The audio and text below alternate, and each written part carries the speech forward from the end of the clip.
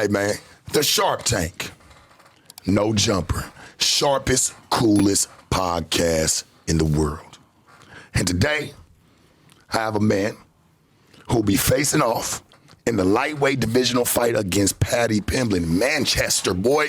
I know y'all ready for that one. July 27th is going to be something crazy. Hey, ladies and gentlemen, we got Mr. Bobby King Green in the building, man. What's going on, Church? Thank you for having me, P. Hey, listen. It's an honor to be in the building, P. Hey, Church, listen. My favorite sport is the UFC, homie. We talk about it. We used to talk about it on the news here and there, you know, and be able to catch different segments of what's going on. I'm a big fan. Love going to the fights. Been following it. You are one of my favorites in the game. It's you and Nate, to me. You and Nate just got that, I don't know, just that it factor. Like, y'all can sell tickets. Like, it's something about y'all. Like, and y'all fights are dope. But, like, the people really come out, man, and get that atmosphere. It's something crazy about y'all. I don't know what it is, man. Yeah, y'all got that it factor, Bobby. You know what I'm saying?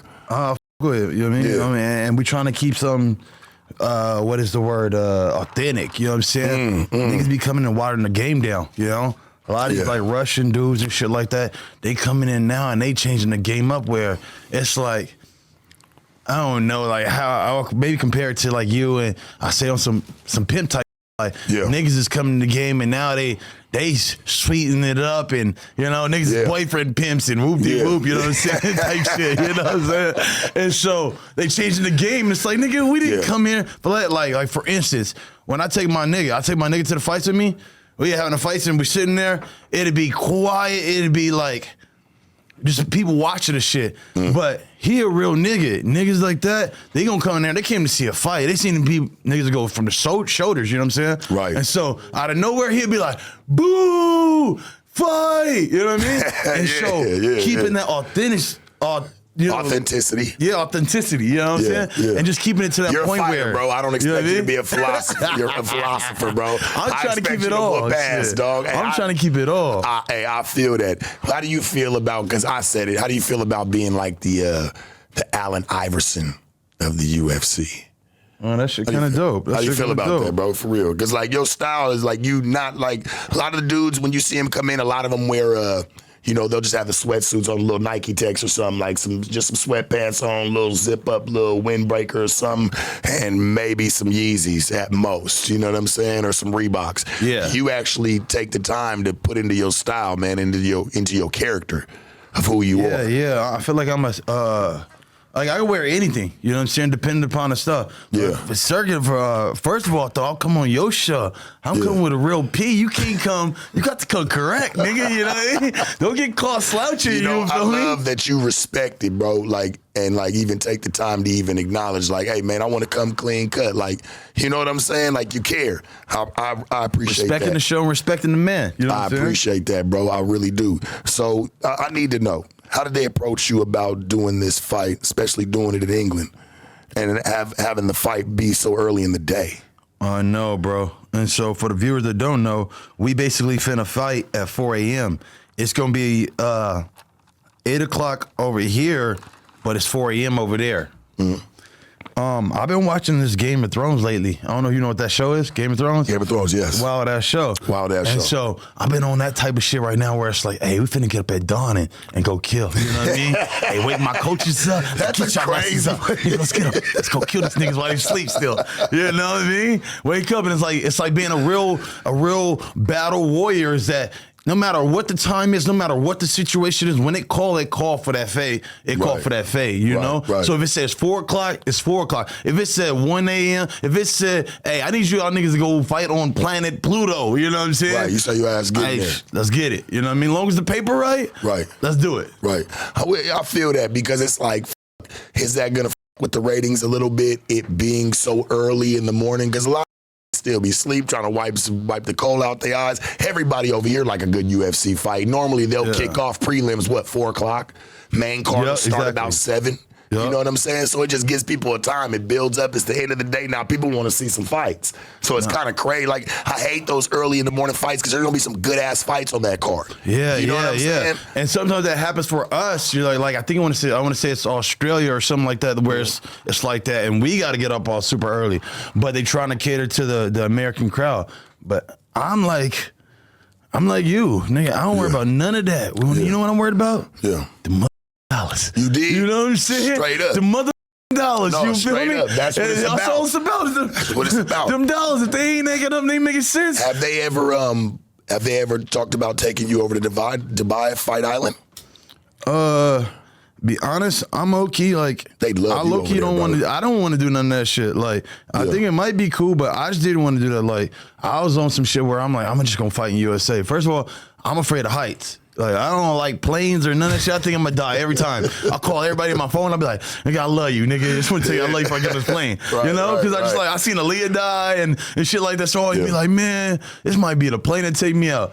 The niggas from Sweet Home Alabama, them niggas died too. I'm like, them was white boys and shit. So You say it's always the superstars. you know what I'm The saying? niggas, the rock stars. They had to take that nigga out. I'm like, man, is this the time they got to take me out? You know what I'm saying? So I don't really go across the country for that reason. Right. But Paddy was wolfing my name. He said something. So I'm like, I'm going to give you all the opportunity for this fade. Is that I'm got the better ranking.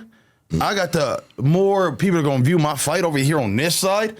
For sure. I got the name. We're with you, bro. You know what I mean? Getting the I got the credibility, and I'm gonna go fight you in your shit. That's me. I mean, I'm coming to your house and fight you. You're like, oh yeah, I got my cousin here. I got my. I'm gonna fight you in your house with your people. You know what I'm saying? All the odds are stacked in your ain't favor. gonna lie, you are giving that to him because it's like a nigga going to somebody's house and you whoop that. You ain't never supposed to lose in your own house. Yeah. That's a little different. All the odds are stacked for his favor, so you can't say, well, Bud or nah. This came fair and square. Right.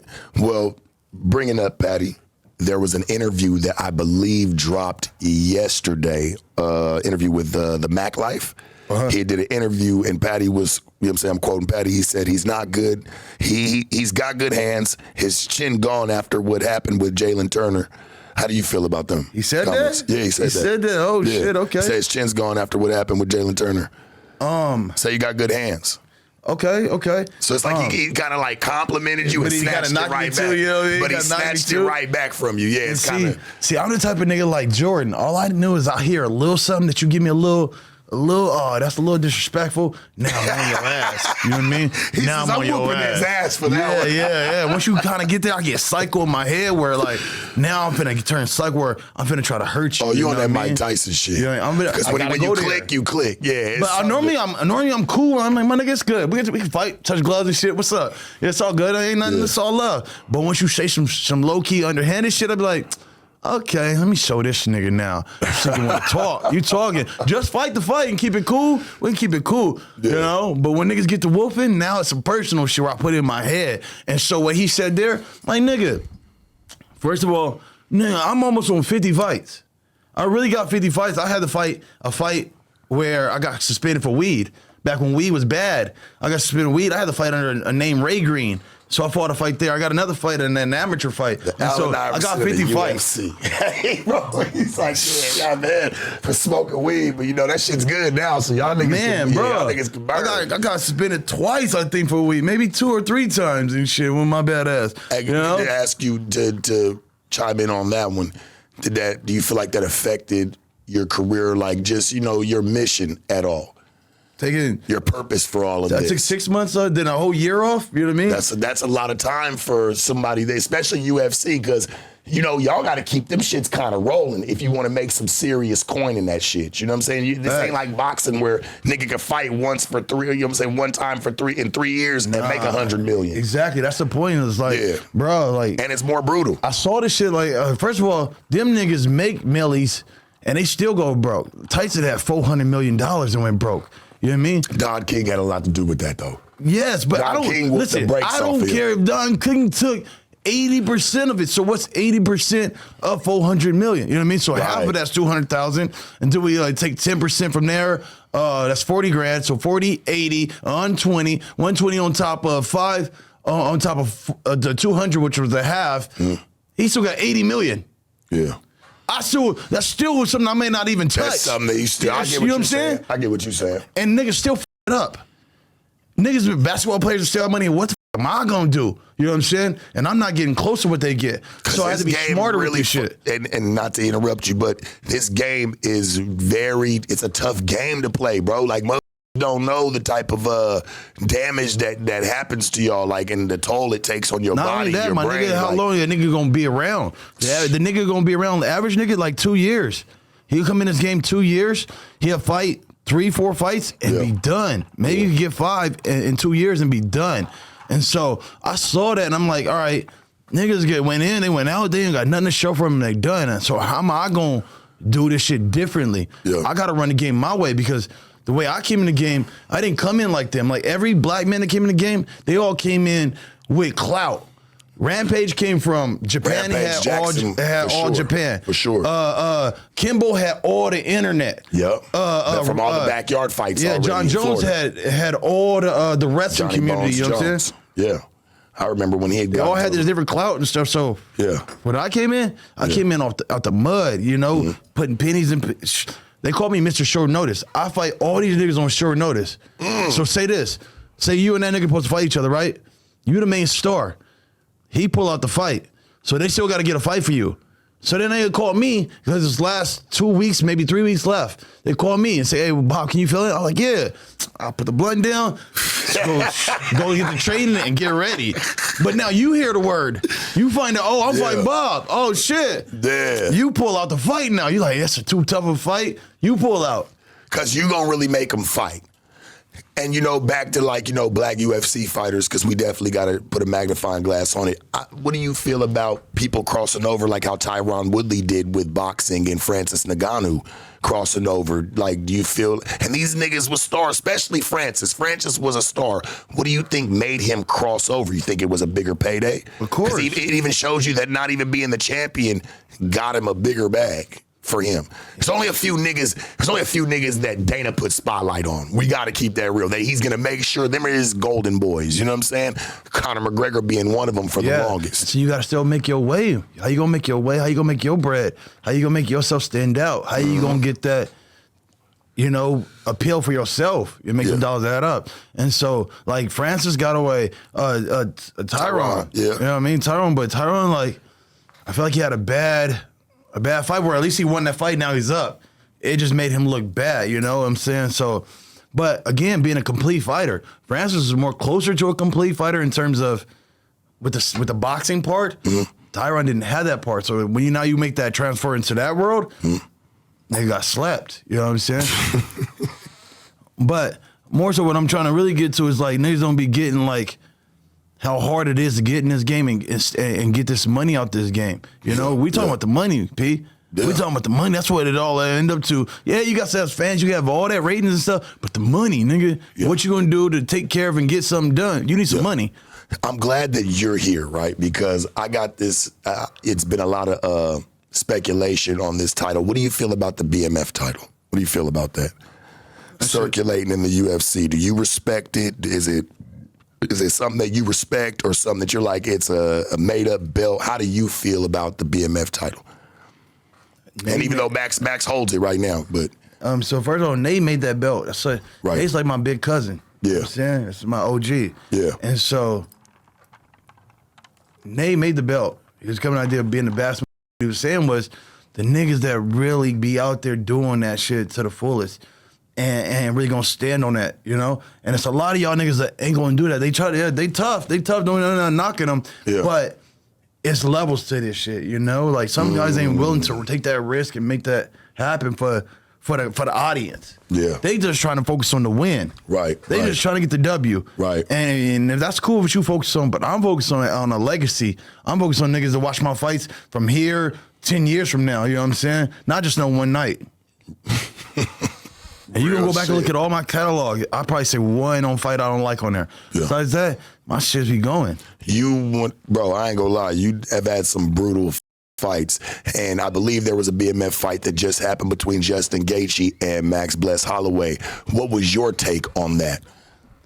What's your take on that fight? Dope ass fight. Do you feel like that was a real BMF title fight? Like that's what it's supposed to stand for? Do you feel like it's still missing a couple elements? Nah, that was a statement. That was a statement. You know what I mean? Like to knock a nigga out the last second. That's some shit you see in a movie. Like you don't see the shot. Like you throw the last shot and it bounces on the rim. It's like dun dun dun dun, and it's going all slow and shit. It's one of them moments where you just and then knock him in. I mean, he did some shit that you would do when he said, "Hey, stand right here." I did it right about that same night. You've done it. I did it that same night. That same night, bro. Same night. I did it the same night, and so I thought I was gonna get the fight of the night, and I thought I was doing it. But Max is the same type of nigga like me, where we go out there and we perform.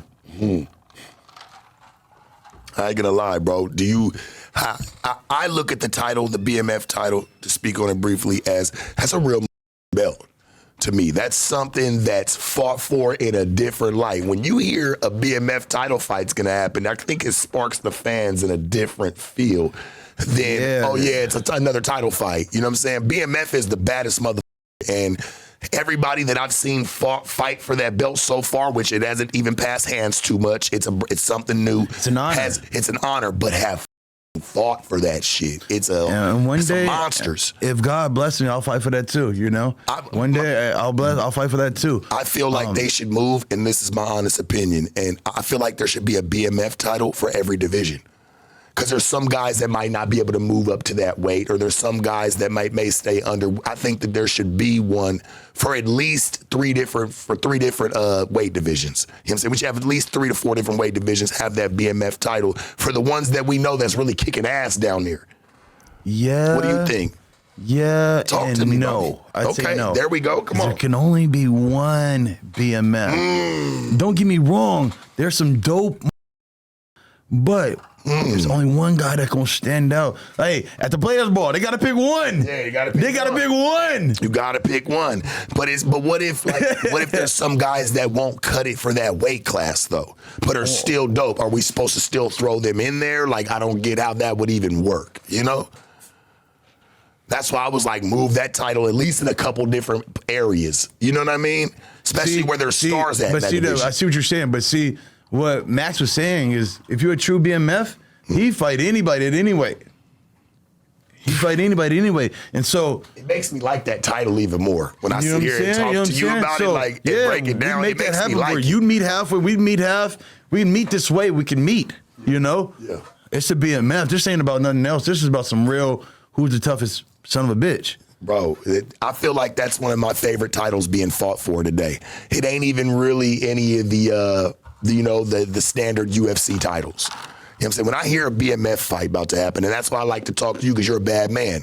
You know what I'm saying? So I love talking to you about the BMF title, because you're one of them dudes that really fight for this shit. You know what I'm saying? And really have put your name. Put this shit on. Put on for this shit. You really put on, bro, and really. And that's the problem I be having with a lot of niggas, is that they ain't put on yet. Yeah. You know what I mean? And until you get your official stamp from the officials, you know what I'm saying? Like, I call it the cool kids versus the brats.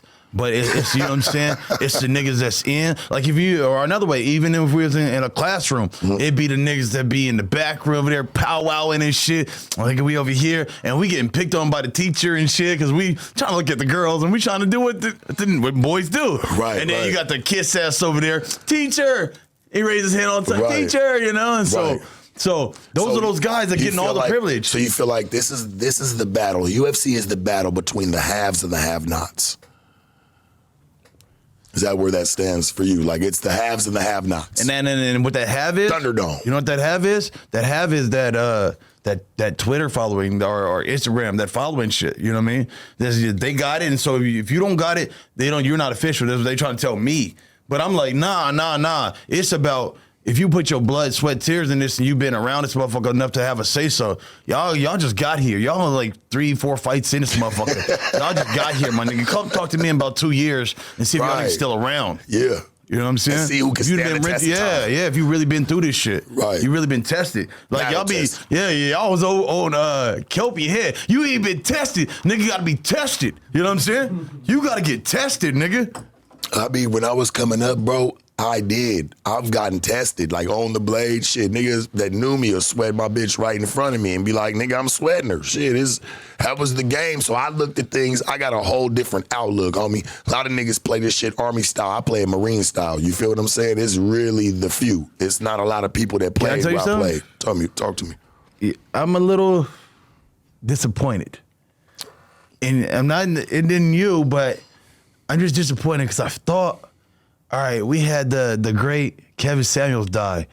Don't make me and you have to stand up and have to square off. And I thought you was gonna be the next Kevin Samuels. Yeah. You know what I mean? It's crazy that you say that, right? Because last night I was on my stream and I was you like, gonna let me kick this before you gonna cut me off, and you gonna let me kick this shit? All right, let me kick this shit. Go ahead. So I'm just trying to get into a fight. I'm gonna let you get. I'm gonna let you go. I just feel like, nigga, I'm just trying to get into a fight. It's a dirty job, and you was doing the job. Yeah. You know, Yeah. but the difference between you, I felt like you and Kevin both got this stigma. He only be yelling at females, you know, but it's a dirty job, and be honest, I'm the king of bitches.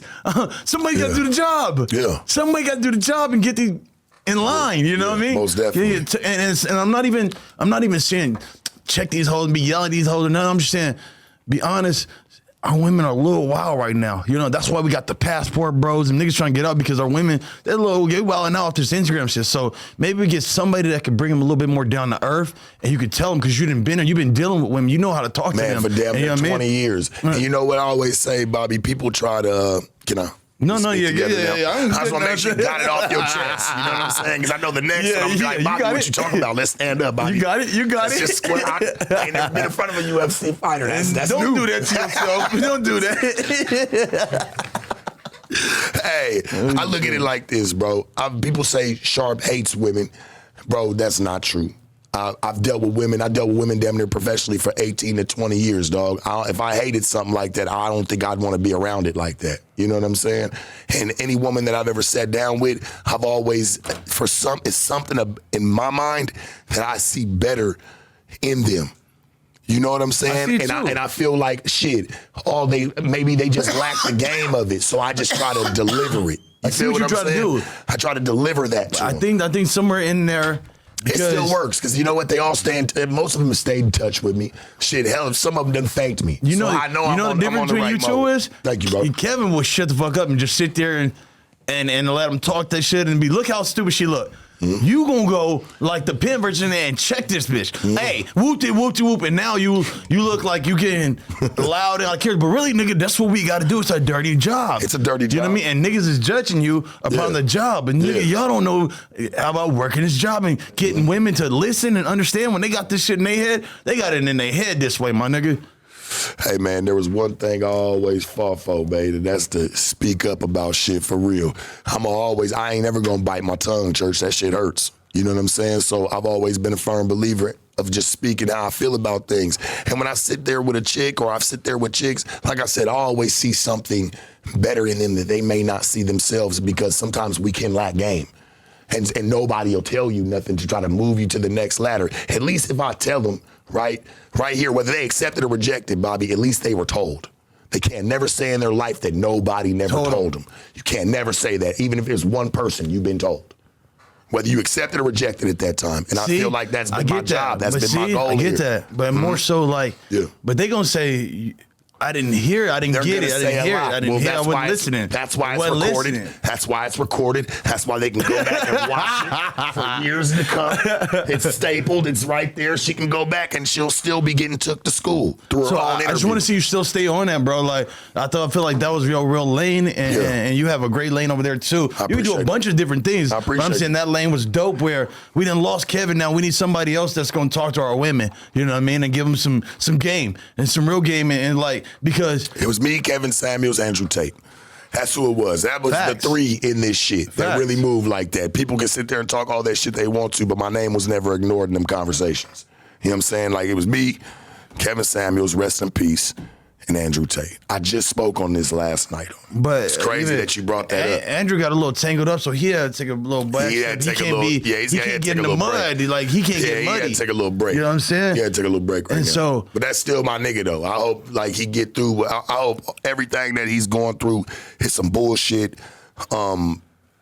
I hate that people try to just entangle people with trafficking and shit because niggas be having bitches around them. Like, come on, dog. There's niggas that still live a rock star lifestyle that bitches want to gravitate to niggas. It's not unheard of anymore. The world changing, my nigga. We're now that Me Too shit and getting real sensitive now. And you'll fuck around and get set up. Yeah. And it's all be about, because I ain't give you enough attention, enough money. You know what I mean? Woman turn on you. Yeah. You know what I mean? Yeah, man, for sure, man. We know how that shit goes. But let's bounce back to the. I just want to sideways. I make sure I told like that. I want to see you back on that shit, hey, bro. Let me tell you something, homie. I appreciate that because all that does is just keep me motivated and knowing that I'm on the right path and everything that I've been doing. All I've done is, homie, just try to hone in on my skills. Not try to. I don't yell at nobody, bro. I got a few confrontational interviews where me and a bitch may have went back and forth, but them ain't all my interviews, church. Yeah, you know what I'm saying? Like, shit, nigga, that's for clicks too. That's the click part of it. It's organic though. It's not something that where I wake up in the morning, I'm like, I'm about to go in on this bitch today. You know what I'm saying? Like, now if there's something that's said to me that may click that, all right, cool, we're gonna go there. But I'm not even looking for that. Hell, I had bitches tell me like, Sharp, I want you to go in on me. Please. It's like they fiend for it. They want it. The bitches that sit down in front of me, they want it. They want me to go in on them. I'm like, nah, I'm not going to give you what you want. That ain't how this works. You and Charleston White have a show with y'all dealing with bitches. I think that would be dope. You know what I mean? Because I feel like you going to be the bad cop and he going to be the good cop. You know what I mean? Y'all play good cop, bad cop on these bitches. Old Charleston White. That's a motherfucker, huh? We got to go back, though. I want to definitely... because I want to see how you feel about this one. We were talking about the Paddy interview earlier that he did on the Mac Life. He had also said in that same interview, he had said, I could see me knocking him out and I could see myself submitting him. Damn, okay. And this is quoted. This is what he said. I know. And so when you talk, you got to make sure you be careful when you talk. The more you talk, you're telling yourself, you know? The more you talk, you're telling yourself, you know? And so... And what you keep saying, you just keep telling shit. Yeah. And what he telling me is, like, oh, so you don't even respect my ground game or anything like that. Niggas don't realize that I started doing that shit before I started doing the striking shit, like the toe shit. I was a wrestler. And your hands are impeccable, bro. And then I did jujitsu. I did striking last. That was the last shit I did. That's the last. I'm supposed to be better at these other things because they've been at the beginning. But nah, I already understood as my audience, these niggas didn't come to see nobody hug each other and be crotch sniffers, you know what I'm saying? Nigga, they came to see a fight, you know? And I ain't finna waste y'all money. Come watch this fight. Right. And I guarantee you, so Crowdy talking that shit, I guarantee you what he's saying is he gonna be crotch sniffing. Knocking you out, I do not fucking see. He gonna be crotch sniffing. Yeah, I don't see that at all. Up against the cage, trying to get a takedown on you. He's talking about visualizations and shit. He over here visualizing and nah, that's that weirdo shit, you know? Like I'm in the moment type shit, like visualizing all this shit. I know I'm gonna whoop his ass. I know that. You gonna talk to him while you whooping his ass? Facts. You know what I'm saying? Like, and I'm gonna call him a bitch while I do it. I'm gonna call him a bitch. I'm gonna hit him again and say, you're a bitch. And I'm gonna take him down on the ground and say, you're a bitch. So you're gonna get on your Khabib shit, pretty much. Hell nah. You know your Khabib shit that I can take him down. But I'm just saying, like, I can take him down. But it's not even about that. Like, Khabib is like, that's what I said about those niggas that changed the game, though. He's an animal. So, you say animal. I agree. But I say one-dimensional. I say, you talking about, when we say Khabib, we saying somebody's going to wrestle and hold you down. Come on. Like, yeah, no, but nigga, when you get on YouTube, when you punch in YouTube and you punch in fights, is that what you see? What you think you're going to see is the Khabib shit? Where a nigga laying on top of a nigga? No, it's not what you're going to see. You expect to see two niggas go shoulder to shoulder like a fight.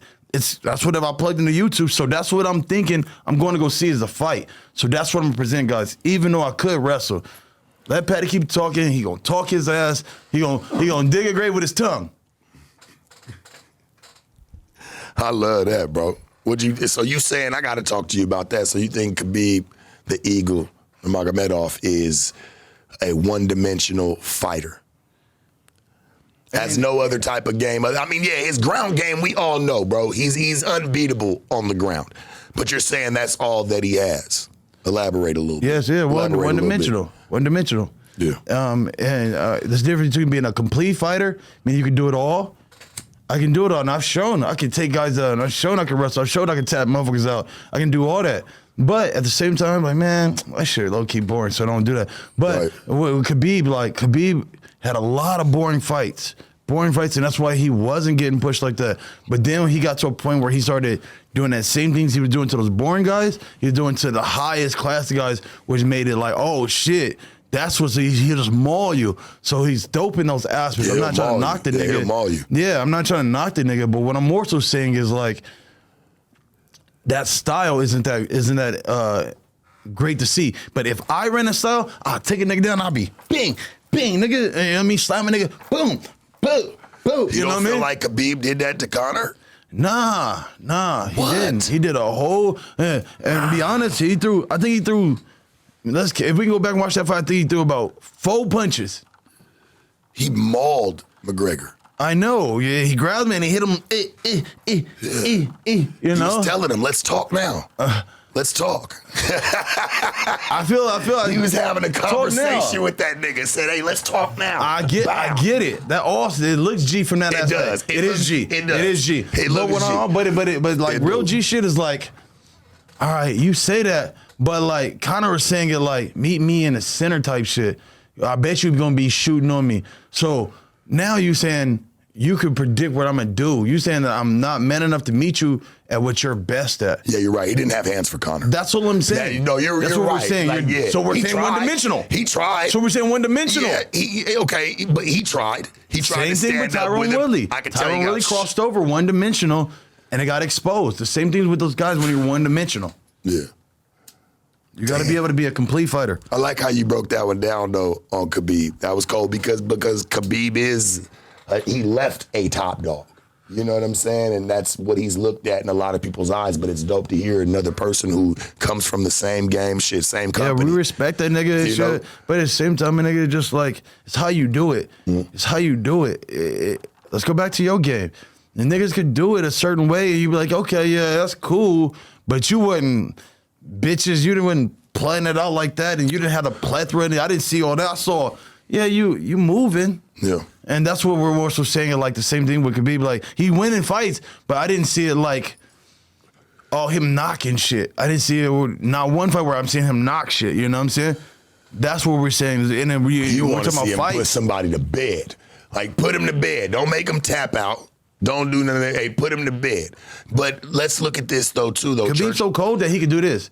Yeah. He can hold you down and just beat the shit out you. Yeah. He should just be bing, bing, bing, bing, you know what I mean? And put that nigga to sleep. Trading places, would the day that Conor decided to throw the chair at Khabib's bus, would you have stayed on the bus or would you have got out and just squared up with him? Nigga, that ain't even a question. Like, you just threw something at my bus, bro. Oh, girl gets cut. Another UFC fighter that was on the bus. She's sitting there bleeding. He was supposed to get out and get rowdy. But I guess I guess security was supposed to hold him on the bus or some shit like that. He said he was supposed to get out and get rowdy, dog. You know what I mean? This nigga running around the bus and shit. Oh, yeah, run around and catch one of these, you know what I mean? Why get in trouble? I feel that, because why get in trouble and hop the fence and go fight Conor's people to get yourself in trouble, get yourself suspended, get yourself fined, have to go see your daddy gonna put hands on you, he was gonna smash you, he did that for sure, I'm sure. Why do all that when you could have just got off the bus and got active with him that day? Facts. You wouldn't have lost as much. Yeah. You and Conor would just have this small little suspension, it would have upped the fight even more for a bigger payday, and y'all would have got on some gangster shit. Oh, man. Him hopping over that ring that day. A lot of niggas don't really be like that, though, bro. A lot of niggas don't be like they'll do a sanctions fight, but that's a different level. It's like, is you really with that type of shit? Like, I kind of got into it with Armenian dude, and I guess because I said some shit about him, I said his fights is boring. The same way I'm saying about Khabib. He's boring. I'm gonna keep the shit 100, you know? And so he felt some type of way. I done called the nigga boring, but he said that's talking shit. So I'm on the phone. I just woke up and shit. I went downstairs to go do an interview. On the paperwork, it said bring you plus one plus one of your team. So I brought my old man coach. He like almost 60 and shit, you know? So I'm on the phone and talking and shit. Then you know, the nigga walk up on me. I feel like somebody too close. I look, and it's this nigga, he like, you was talking shit? You talking shit? All right. So I know. I see what time is. I try to get up. I get up, and I'm like, "What's up?" He like, "You was talking shit." I can already tell we got a language barrier, and when I get to talking like, "Nigga, what the fuck? What the whoop?" He ain't gonna understand what I'm saying. So I go, "Get down, get down, get down." Then it's him and like 7 niggas, bro. It's like him and 7 of them. I'm still not gonna be no bitch where I'm gonna get like, cause you're talking about the same thing with the Connor's incident. Well, after that shit, Khabib and them ran up on Connor's homie. His name was Artem Lobov. They ran up on him like 7 deep. Shit, had that nigga spooked and slapped him like a bitch. You know what I'm saying? So now these niggas run up on me, similar situation, and I'm like, oh, they gonna try to do me like that and try to slap me and bitch me out. You know what I'm saying? So I tell them to get down. Like, I ain't no bitch, get out. You know? I ain't scared. I'm gonna still fight with 7 of y'all. No, nobody jump. So then after he's still like trying to talk shit, I try to like, nigga, get back, move him, try to move him back. As I'm moving him back, he tried to like mush my face or some shit. So once he like mushed my face a little bit, I try to peel him, but it's a white boy, it's a white boy executive right between us. He running the whole show. He was the one doing my interviews. He takes me to do your interviews. He standing right between us. So I'm like, nigga, so I try to get around him. I try to go around him. When I try to go around him, a black lady grabs me. Her name is Heidi. Heidi is like my heart and my soul. You know what I mean? First of all, she a black woman. You know what I'm saying? And she a female, so I feel for her. That's my dog. You know what I mean? And so I didn't want to jerk her and get to doing all this with this woman on me. You know? And I didn't hurt her and shit. So I had to fall back, and I'm like, oh, it just looked like a bad situation where I took a L. You know what I mean? So I go back up to the hotel. I'm hot. I'm mad. I tell my niggas now. Nigga, these niggas ran up on me, whoop to whoop. You know what I mean? I'm like, nigga, oh yeah, I gotta go get my suit. I had another suit I had to go get. So I'm going downstairs to go get my suit. We run right into these niggas again, coincidentally. Now I see them niggas, I'm like, oh. They turn around and I'm like, what's happening? What's up? I'm on them niggas now. You can see both the videos. You see the video when they run up on me, and then you see the video when I run up on them. Ain't gonna be none of that talking and shit now. I'm swinging. Fuck all that. Bop, bop. Them niggas is running like roaches, bro. You know what I mean? And so it happened. It is what it is. But that's what I'm saying. It's like when that shit happened, it's supposed to go down. You're supposed to get down. You know? You're supposed to get down. So you felt like that day you would have definitely got the fuck off that bus. Connor would have came up with his team. It don't matter how many of them. When they go down, they go down. We got to get off this bus. It's going down. We can't just sit on here. Facts. It's going down. But I think security on the bus and was preventing them from getting off the bus, though. That's what I think. So you feel like Khabib would have possibly got off and went and tried to get down with Connor if security wasn't. That's what he was saying. He was saying. I mean, I'd have came through one of the windows. They can't hold me. Like, this nigga didn't crawl down I didn't crawl up the top of the bus, the bottom of the bus. Myself down, man. He came in and Mercy exit off this bus. You know, like, how did he get out of here? There was this last thing from Paddy, and we'll get the fuck up off of him because I definitely want to hear what you got to say about this one. But he did say that you will be the toughest fight he's ever had. Do you agree with that? Facts. I'm definitely gonna test that nigga, you know? And even when he said knock me out, check me out, it's just fighting, bro. There's all kind of possibilities, and I understand that. Like, I don't want nobody to think that I'm cocky or arrogant and like that I'm not saying those things aren't possibilities. I'm saying that they're not likely. Not with our skills, they're not likely, for one. But I don't play God. I ain't predicting I'm gonna knock him out. I ain't predicting I'm gonna choke him out. I just know, and I say this for every fighter. This ain't like I'm scared. I say this for every fight. I'm not God. I just know I'm gonna whoop his ass. I know that. I know I'm gonna put a lot of work in on him. I know that part. And every fight, I'll put a lot of work in on niggas. Even if I got slept or some shit, I'll whooping their ass up until that point. You've made people look crazy. I ain't gonna hold you, Church. You made some niggas look like the Elephant Man. Because I try to make this shit look like a movie, my nigga. Like, to me, when you do fighting, it's an art. You're a style fighter. It's an art. Yeah, you're a style fighter for art. Sure. It's a mixed martial art. I noticed no cauliflowers for you. No. So no cauliflowers not letting no nigga grab on your head like that. It's your style. What do you think about that? Like, people that got cauliflower, do you feel like they don't really have that stand-up game? They're more on the ground and like, you know, headlock and... People that have the ears? Yeah. What I feel about the ears? Yeah. People, what do you feel like about this? Shit, I remember I was in wrestling, and then a couple of homies had that shit, and I was like, please God, don't let me get that. Yeah. You know? Yeah. And so, like, what happened is, it's like when two niggas, like, if your head was right here, I grab your head like this, and our ears are ear to ear, and we're tight, and we're grabbing each other. Sometimes it happens a lot like that, where they're going ear to ear. Yeah. Sometimes people will put you in a headlock, and you're wrapped around my head, and I'll pull my head out of your arms, and it'll crunch my ears up, you know? And it'll break the cartilage. When you're constantly doing that, yeah, that's repetition, it breaks it all up, and then fluids build up. And I always hard. thought it was the bacteria from the mats and being down on the mats, and like, you know, how, like when they'll wrestle on the mats, whether it's jiu-jitsu, you know what I'm saying, wrestling, you know. I always thought it came from like the bacteria on the mats. Hell, you know what I'm saying? That's crazy. He says it's really from breaking the cartilage constantly. It swell up and shit and get full of fluid, so you could drain it out. You'll drain them. I see some people get needles and drain them. Yeah. It'll keep filling up though, and then you know, if you don't keep draining it down, it'll harden, and that's where you get the cauliflower. There's some people with some gnarly fucking ears, bro, like fucked off. Yeah, but see, the cool part about the ear shit is Vanderlei, all them niggas got fucked up ears. I noticed all the homies would be like. They'll get scared of the nigga with some ears. They'll be like, nigga, I ain't fuck with that nigga. He got the ears, you know? You know what I'm saying? That's what niggas say. Like the niggas with the ears, they say you don't really try to fuck with them. You know what I mean? You gotta leave them niggas alone. Yeah. And so I remember I had one guy on the team. My coach was telling a story. He's like, that guy's crazy. Don't go with that guy. I saw this guy one time because he wanted to be like the dope wrestlers. Yeah. The dope wrestlers have the ears. He was outside. Bam, bam, bam, hitting himself in the ear so he can look like that. You know what I'm saying? Niggas want to look like this so they don't get fucked with. Well, hey, I definitely got to ask you this one. I heard that you keep a list on your door of names of people you want to fight. Was Paddy on that list?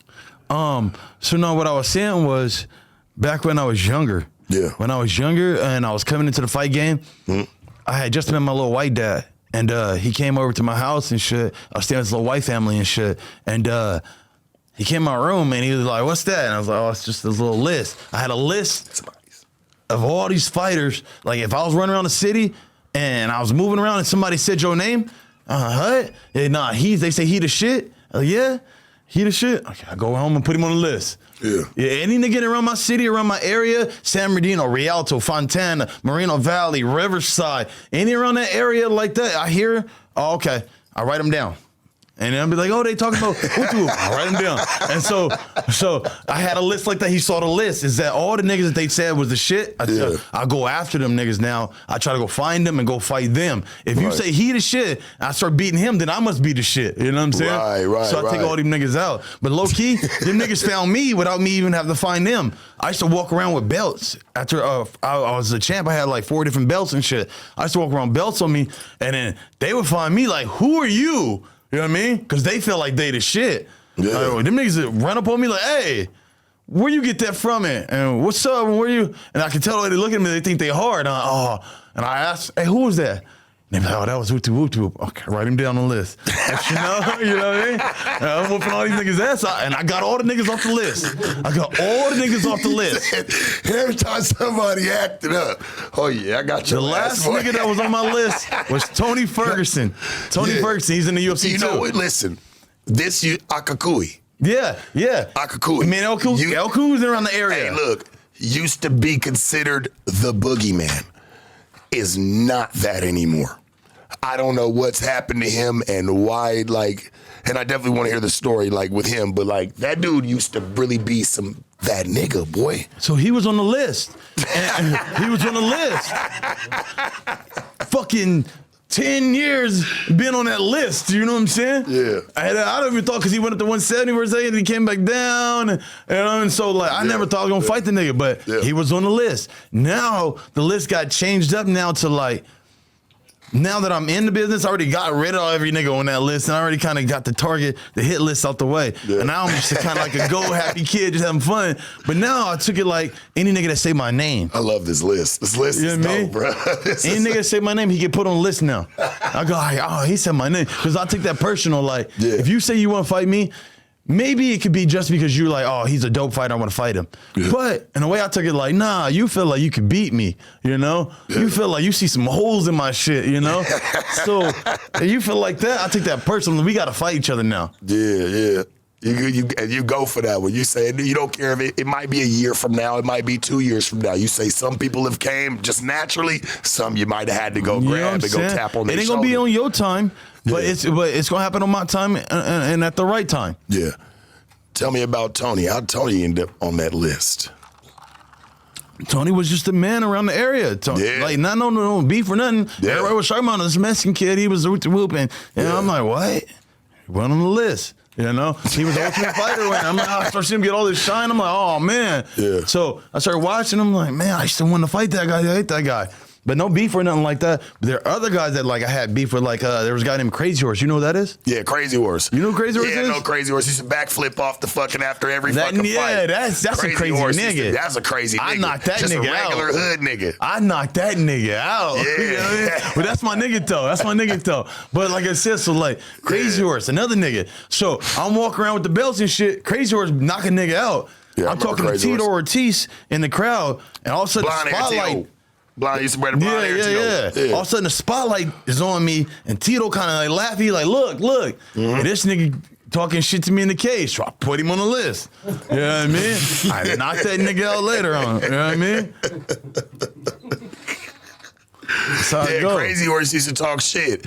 He was a wild little nigga. Yeah, like I said, he used to backflip off and shit, everything. I used to remember that. He wild used to ass go crazy. Dude. Yeah, that nigga wild ass dude. That nigga was manny. And so when I was coming, they used to like kind of call me like the crazy because I was wild too, but I didn't want to be like that nigga where you nigga like I put some respect to my name, you know what I'm saying? Like, I don't think that nigga trained like that, bro. That's what I'm saying. Put some respect to my name. Yeah, like you actually train and shit. Yeah. I ain't trying to take nothing from Crazy Horse because, like, yeah, he was dope, but he you was could just tell. gifted. But you could just tell he was just naturally gifted. That nigga get in there. I don't think he's had no training. Was probably at a party the night before. You know what I'm saying? Man, Crazy Horse shit. was a motherfucker, homie. Who's left on the list? So that's what I watched that list off, and now that's everybody dead on that list. Now it's like I'm in this industry. Everybody kind of said my name. I put this list together. All right, I'm gonna do this. Hit these guys. I got like 3 names on the list that I got to hit off. You know. Yeah. And I'm like, all right, let me get done with Paddy, because really I'm doubling back for Paddy. I should be going forward and try to get towards the title. You know what I mean? Real shit. But I'm like, I'm gonna do a detour, go over here, hit this block, spray it up, pop, and then come back down and go back to where I need to go. You know what I'm saying? Right. And so, a couple other niggas on the list. I ain't gonna say no names now because that means it sounds like you looking past the nigga. You know what I mean? I gotta get this nigga and focus on this nigga. You'll start speaking on them when you're ready for it to go up. Yeah, I ain't worried about them right now. Get you off the list, you know? Make your hit. I look at it like I'm a hitman, you know? I wear a suit, I come in, the boss says, hey, I got a contract for you. It's gonna cost you $400,000 to kill that nigga. I said, yes, sir. Go on, do the job. I take him off the list, give him my money. Yeah. That's it. It's just business. How do you feel about the UFC and like Dana White and like the things? Do you feel like he takes care of the fighters? Do you feel like y'all like even like because niggas look more towards the knockout to get the $50,000 bonus? You know what I'm saying? Than they do to actually win the fight. Like it's like nigga want that extra 50 because I look at it like this: by the time you niggas pay y'all camps. Y'all pay y'all camps, pay some bills that may have been behind or just whatever. Like, you know what I'm saying? They just accumulated. You want to get them off taxes. It's like, what's it kind of leave you at a point, you know? Yeah, and that's what I'm saying. When you really boil this shit down, it don't be money like that. For 300, did he really give out $300,000 bonuses? For 300 for UFC 300? Oh, yeah. For the knockouts, he did? Yeah. Damn. I'm still waiting on mine. Yeah, because you got I'll let you know when I get it. I'm still waiting on mine. You got 300,000 coming, my nigga. Yeah, I'm waiting. Just chilling. Yeah, I'm waiting. That's just chilling. That's what I'm saying. Y'all motherfuckers know. It's like niggas strike when he's supposed to strike, bro. Like y'all be taking care of y'all business, bro. I really. And they'll take care of me. I'm not worried about it. You know, they've always been good on their money, so I'm not worried about any of that. Yeah. Just keep stacking the bread. Keep going on with the stuff. You know. How long do you think you're gonna be in this? How long do you feel like you can keep going? In the game? Yeah, or gonna be, you know what I'm saying, are you gonna retire? Like, you got a set date in your mind, like, hey, I'm gonna be done around this time. When the wheels fall off. How long you think you're gonna do your job until shit start going different where your nigga had to make a change? Right, this ain't it. That's you real know shit. what I mean? No, that's the realest shit ever. You know what I'm saying? Yeah, I get what you're saying. My nigga, I'm in a division when I gotta kind of like check myself because this is a young man game. where the young niggas is trying to get them old niggas, bro. Let me get the old nigga. I mean, he 27, I'm 37. He want to beat me up. You know what I'm saying? Yeah. And so it's like they all trying to pick us off. But you got to make sure them skills are sharp and you can maintain yourself. Every nigga I fought, I always look at the fight and go like, man, I'll beat him up. And then maybe some stupid shit happen, you know, where he just kind of threw what we would call a Hail Mary. If you're in football, Hail Mary, sometimes it's going to be that where the game came down to the edge. Yeah. He threw that Hail Mary, and they fucking scored the touchdown. Yeah. It's their game. I feel like that happened with Leon Edwards when he threw that head kick. Come on, bro. Last second, Hail Mary. What's the fucking odds? Hail Mary. You know what I'm saying? You know what I'm saying? That was the craziest shit in the world to me, bro. I was like, come on, dog. Leon Edwards was pretty much losing that fight. Usman was going to keep the title and keep pushing through it. We all thought that's what it was. Turned your back for a second, all of a sudden, head kick. And he was out of there. And so some people go and look at wins and losses. They just see the win and the loss. I go, nah, like, hey, you gotta go do a little more work behind it and say who was winning that fight, who was like, a little bit more research. I was winning that fight. So if I was Usman, I'm like, bro, I was winning the first one, I was winning the second one against you. You know what I'm saying? Like, bro, he was winning the second one, no problems. You know what I mean? There's gonna be some shit that happens like that, you know, by a fucking hair. There's gonna be shit that happens in those ways, and so you gotta still keep your mind and composure to know. Hey, I still got the skills. I got to make me a little minor adjustments. He kind of caught me with this, you know, just clean that up a little bit. But besides that, bro, my skills is better than yours. You just kind of got me. I was supposed to interview you, I think a couple weeks ago. Uh-oh. And your ass, because I was like, damn. I ain't gonna lie, I thought you was bullshitting. I was like, man, Bobby just didn't want to come in today. He might have forgot. And you was like, look, bro, I can't make it. I was like, why? He was like, man, I caught a foot in practice, bro. I caught one to the eye. He was like, fucking around sparring, dog. I don't even want to come see. I'm like, man, I was like, he's bullshitting. Then you sent me the picture. I was like, oh, man, all right, he ain't lying. And this nigga said it too. He's like, you need to send a picture because he ain't going to believe you. You know what I'm saying? He ain't gonna believe you. I had already sent it. That's crazy. I was like, and I'm just saying this in my head. I didn't even tell you in the text yet. Like, man, bro, listen, you didn't want to come, just say something. You was like, just sent the picture, boom, like my nigga, I caught one, bro. Yeah, I got to shine it. Nigga, I still got the scar right here, you know what I'm saying? Still got this stupid ass little scar. My shit was swollen where I couldn't even open my shit. It was like leaning on my shit like this. I couldn't open mine for like 2 days, you know what I'm saying? So like, I was like, nigga, this shit just happened this morning. I didn't even get to call you because I was finna go to the hospital. I thought I was gonna lose my eye. And then I was sitting there praying to God. I'm like, Lord, please don't let me lose my eye. For like 20 minutes, I just was like, one thing you don't want to do in the game is lose them things that's life threatening. You know what I'm saying? That keeps you going in this. But not even that. Like, nigga don't want to lose 2 front teeth. You know what I'm saying? Real shit. You know what I mean? Real shit. Nigga be mad if you snag a tooth. You know what I mean? Motherfucker. Nigga, hey, he said, if God said right now, I'm going to make you snag a tooth your next time, I was like, I'm good. I'm good. You know what I mean? I'm good. You know what I'm saying? Some shit ain't worth it. Losing the eye, being snagging tooth. You know what I'm saying? Speaking of things like that, do you ever watch your fights, you know what I'm saying, back and study them like a game tape? Or what's like your process like for training in between fights? For training in between fights? Watching fights? Yeah, do you watch your fights? Do you study them? I don't. Once I watch them, like I come back from my fight, I'll go back and watch them for the first time so I can see where I was doing wrong, what they're reading, and what my next opponent would do. You know? Because I'm trying to see, like, most fighters fight the same way. They all fight the same way. And so they assume you're going to fight like this and you fight like this and they can make a game plan for you. But if you really look towards my fights, they're really not the same. Yeah, the guy getting punched.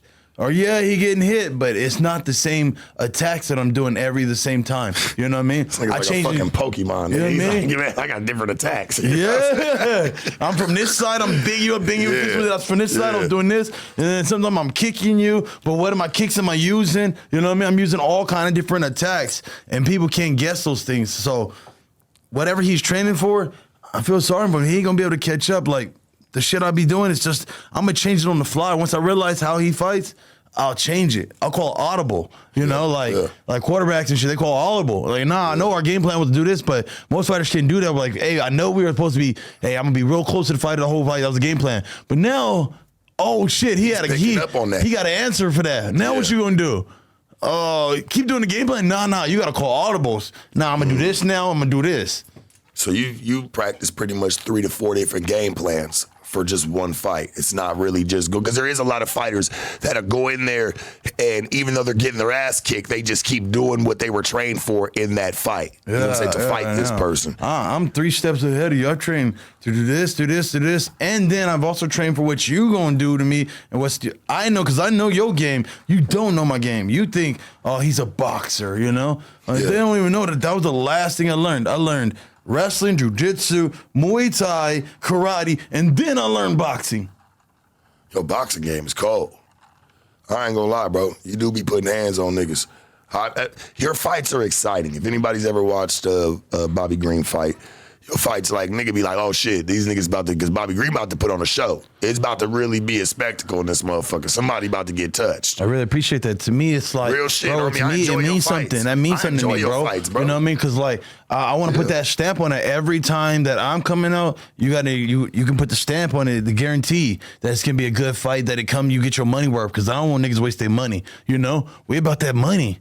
And so if you put your hard-earned dollars in my pocket to come out and dress your best, I guess it is like, you know that, what I mean? Right? Like, it is about selling fights. You know what I'm saying? Like, because the more uproar it is about it, brings you even back deal endorsements. It brings you other bags that people want to spend with you and give you things because your fights hold a high magnitude of people just glorifying it and like, man, this is what they want to see. Yeah. I tell niggas like this: we're product you selling. Nigga, we all selling something. You did. You know what I mean? You selling content. I'm selling content. You know what I mean? Real shit. But you know what I mean? How you gonna play your shit? How you gonna dress your bitch up? You know what I mean? You gonna give her the heels? You gonna give her the whoop to whoop? How you gonna sell it so that these niggas is coming out and buying this shit? Oh, real you know what I'm shit. saying? And so I'll be telling all my young fighters that, like, yeah, that's cool, but what is you selling? Because that's what they gonna come to see. What you selling to these niggas? You gotta sell them entertainment. Right. We fighting, but we also in the business of entertainment. Yeah. And so you gotta know by listening to the crowd, oh, they like that. Right. Boo, they don't like that. You know what I mean? Right. Bobby, what inspired you, man, to get even get into fighting? MMA? Yeah, just fighting. Shit, life, nigga. Life. Eric, I can tell you 1,000 reasons, and I tell different reasons on every show. Give us a couple. Shit. One, my son. I had met a woman and she got pregnant with like in a month of me knowing her. You know what I'm saying? She worked at my little job and shit. It's not funny, but it's like, hey, I got her pregnant in a month, bro. I barely even knew her. Yeah. That's your job. What job? So I used to work 6 days a week at a warehouse. You know what I mean? And then I would go to Mexico and fight out in Mexico on my 7th day. And so that's what I would do to make money for my kid because I didn't have a mom or dad. I've been in foster care all my life. You know what I mean? I didn't have a mom, dad. I was raised by my grandma when my grandmother died. And so I've been in 50 different homes. I didn't bounce from home to home to home, you know? And so I've been with white people, black people, Mexican people. I've been with paisas, like the motherfuckers don't even speak English like that, you know what I'm saying? So habla poquito, you know what I mean? I speak Spanish, a little bit of Spanish, you know? And so, excuse me. And so the way I was growing up through all this shit, it kind of made me born for fighting and stuff. So the son shit, I fought all my life because of those black and Mexican riots we used to have in high school. Always blacks and Mexicans fighting. I had a Mexican girlfriend. I remember that era. You know what I mean? I had a Mexican girlfriend, and my family was all like this. I got real tight with the Mexican family, so I be in tight with them like that. Like my nigga used to fuck with the niggas over here. He was in school with me, and so he used to think I don't fuck with niggas like that because I just wasn't in the crowd. I was a wrestler, so I wasn't in the basketball or in them niggas like that. I was just on my own solo shit. So I used to do backyard fights. We scrapping backyards and shit with niggas who have their own fight crews. Our crew versus y'all crew, we meet up and shit in an abandoned house and shit, scrap it out and shit, shake hands after and shit. You know, it's cool like that. So I have 1,000 reasons why I did this shit, bruh. You know what I mean? 1,000 reasons. Tired of working, you know? Shit, I wanted something else, so I'm doing 2 jobs at once and hopefully this shit blow up. 1,000 reasons. It's crazy. Crazy, fighting in abandoned Shit, houses. I'm fucking broken and home, and I'm going from home to home, and then these niggas keep putting me out because now nigga getting 21 and you a grown ass man. You can't stay in our house like that. You ain't finna let me stay in your house. I'm look like how I look, and you got a bitch in the house too, and you know what I'm saying? Like some niggas be insecure. Look, you know what I mean? You know what I mean? And I'm not saying, but I'm not saying, but I'm happens. saying the That's average just fit real. nigga just That's have a real fit shit. nigga around your house like that. I'm not saying like I'm the shit or nothing, but I'm just saying like have a fit nigga run around your house and you got a woman, a lady, and you finna leave to work and. You know what I mean? Lead them to alone like that type of situation. Like niggas like, hey, bro, nah, you gotta go. He gotta sleep outside, you know? Yeah. And so nigga had to get his own. So I want to get my own house. That's what I got in this game for too. I'm like, I'm trying to get a house, you know? And so 1,000 reasons. So you wanted to get something you never had. Where somebody can kick me the fuck out. Yeah, Somebody can tell me to leave. You know what I mean? Real Some shit of my own. That's I stand here and can't nobody move me. Nigga. And people don't understand, like people, to hear your story, it'll show you that people really glorify the wrong shit. People were like, you just want to get a house because you ain't never had to have one before. You just want to call a place a home for once, and you know nobody could ever tell you gotta go. Fuck. You know what I'm saying? So I definitely understand, bro, like where you coming from in that one, and that's deep to me because that's all you said. I just want a house, dog.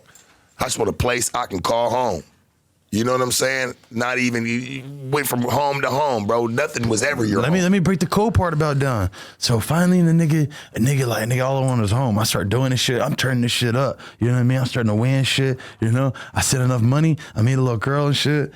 And now I'm now with the one that's with my son. We just met with each other in a month and we really don't even get along like that. So now I gotta raise this little boy, but now I meet this new girl.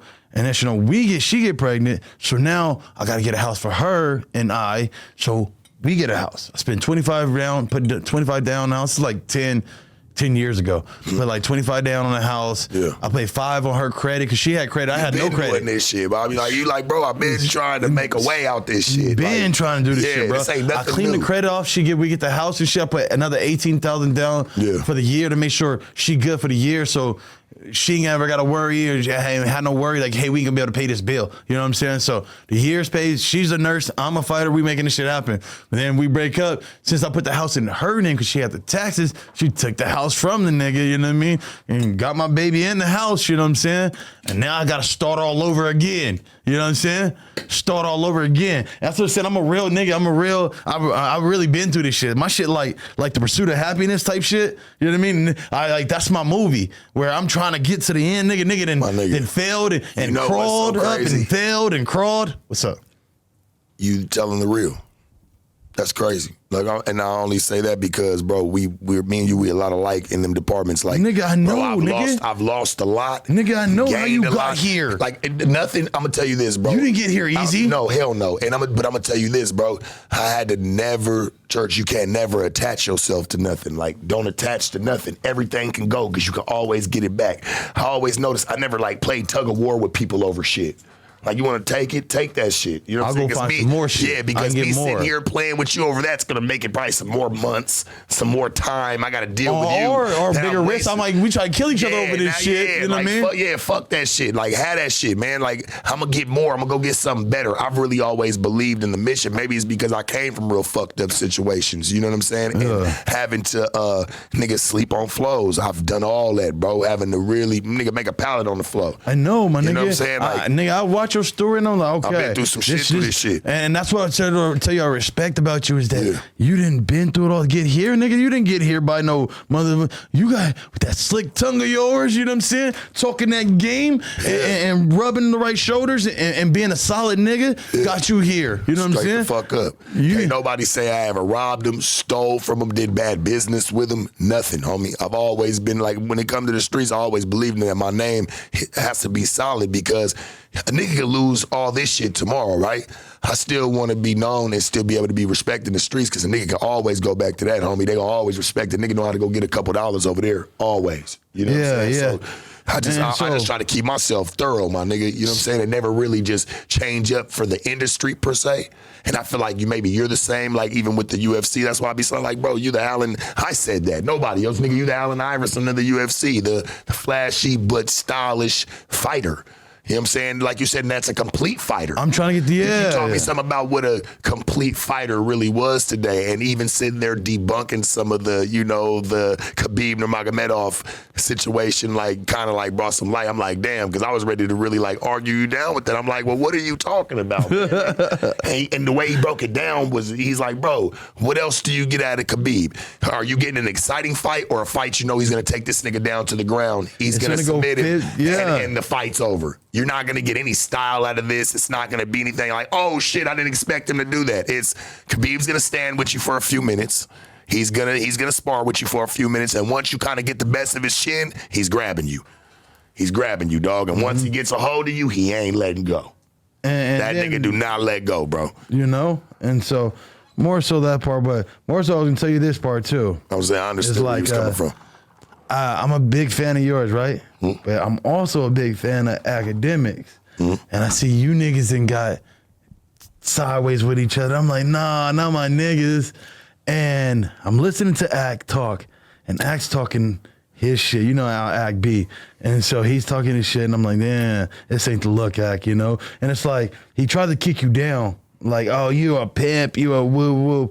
Like, we all don't get the same start, And that's what I'm really getting to, is that man started that way, but look where he got to himself, and look where he put himself at in position, bro. You looking at it just like, oh, like judging a man's past. Like, you ain't got the best standing yourself, and we can't judge nobody. And so I'm looking at the man today, not the man of his past. You know what I'm saying? Look at the man today standing in front of you. You trying to do some shit that's ground on another level, nigga. We running the streets right now. We running the streets. They watching this shit. 1,000. That's real shit. To be real, bro, I never really had any problems with. Oh, he owe you your money. He owe you your money too. Yeah, but that's neither here, and he does, but that's neither here nor there. Like, where I felt like he may have had a problem with me, and I felt like he kind of tried, because he had said some little slick shit before, but he always kind of kept it cool. Said, I like Sharp do his thing. But I did an interview with Blueface. I had an interview with Blueface. Me and Blueface was sitting down one time, and Blueface had brought him up in a real fucked up light. Which that's him and Blueface had their dilemma at the time, and they was going through their motion. But I just I put my 2 cents in on it, and I said I couldn't really say what Blueface was saying, because him and Blueface had a whole nother ordeal going. I was just like, I just noticed that the nigga's very passive aggressive. Mm-hmm, yeah, you know what I'm that's saying? What took him off, that passive aggressive. He did not like that, He did bro. not like that. He's sensitive. He took that shit all the way to the heart, to the grave. He said passive aggressive. He went, I'm talking about, bro, sound like a broken record. Like that word to him, like just that statement was enough for him, like where he had a problem with it. And from there, we just kind of spiraled out of control. Yeah. To be honest, that's how a I new kind of have it. now too. It's like where I like Ack, but at the same time, Ack be talking so spicy that I'm like, Ack, you can't back up none of them words. You can't stand without some security around and talk like that. You can't really talk, and that's the new age now where everybody gets to talk like that, like they big and they bad. But if we all just standing around, we wouldn't talk the same energy if we was all sitting in the same room together. Right, real shit. And that's just the weird part about this new shit. I can talk like it because you can't touch me. Yeah. Yeah, that's pretty much how it's weird, bro. That's why you can't even entertain half of it. Yeah. Like 75 to 80% of this shit you can't even entertain it. Because if a nigga don't bang your line or try to hit your back door behind it, bro, and try to come bang on that motherfucker and say, hey man, fuck the politics, fuck the wanting to be on camera, fuck all that. Like, you had a real problem with this man, you know how to get a hold of a nigga.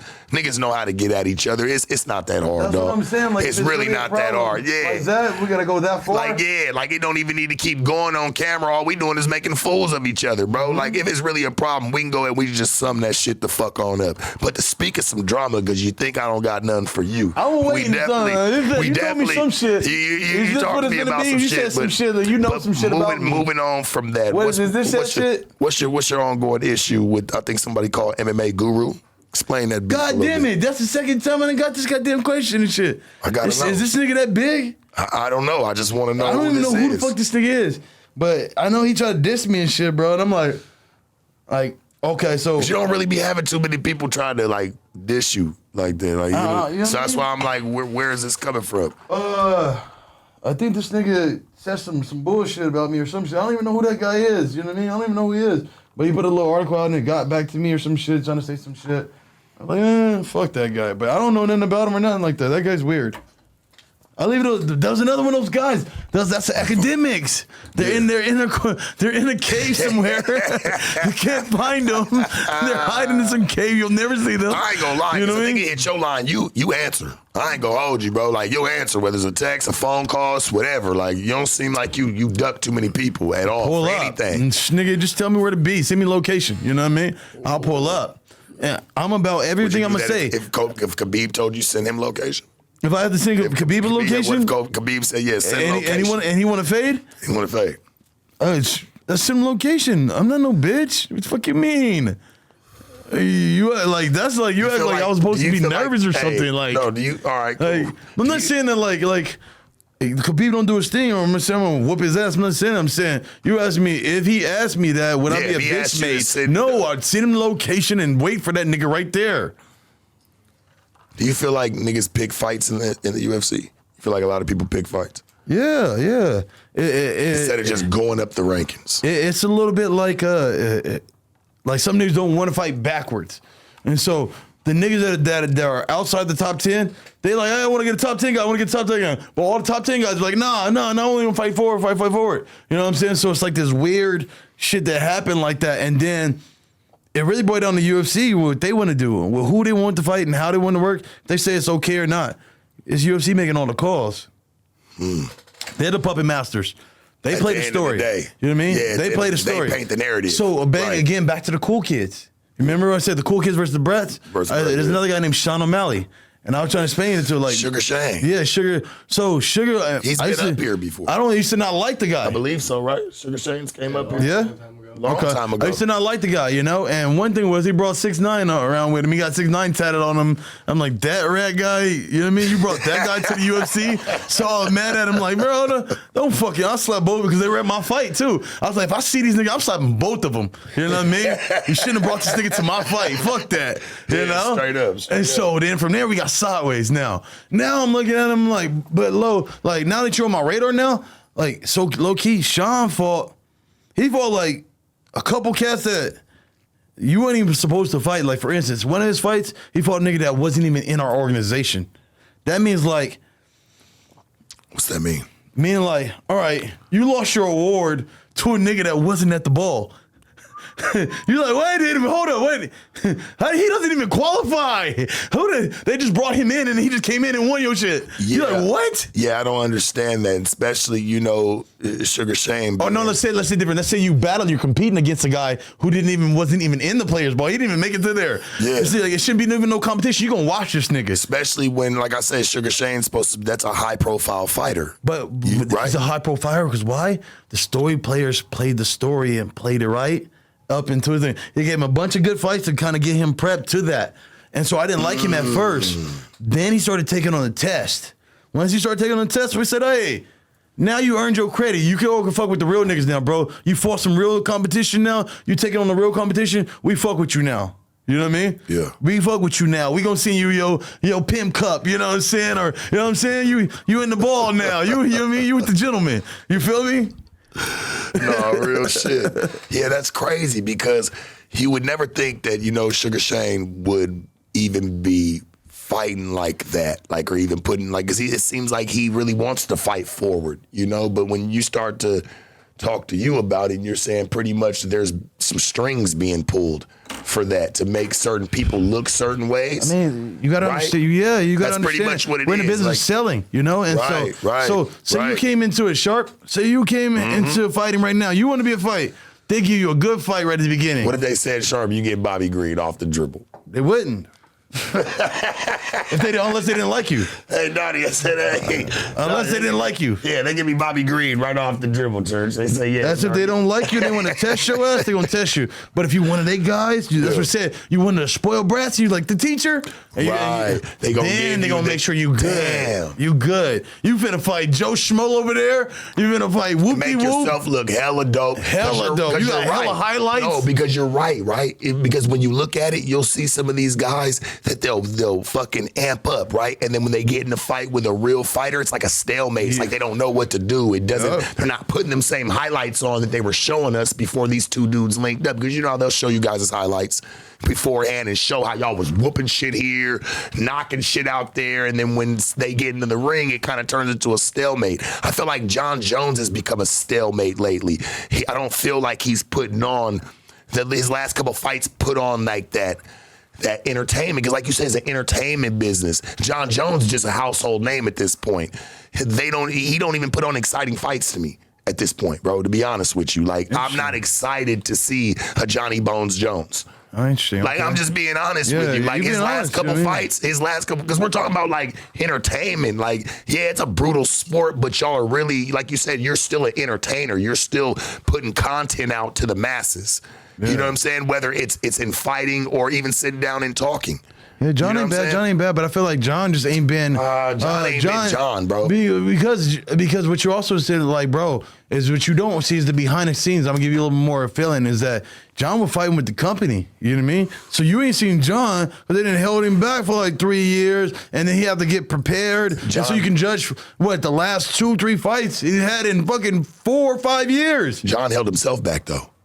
If we're going to really talk about it, John held himself back, catching some of them cases in New Mexico. You know what I'm saying? Very true. He's out in Albuquerque. Like, what are you doing, bro? Like, you can't catch an Uber. No need for you to drive. Ain't no need for you. Or not even that. Shit, get a car. He's having money. UFC's making sure he's taken care of, right? Or were they really taking care of him?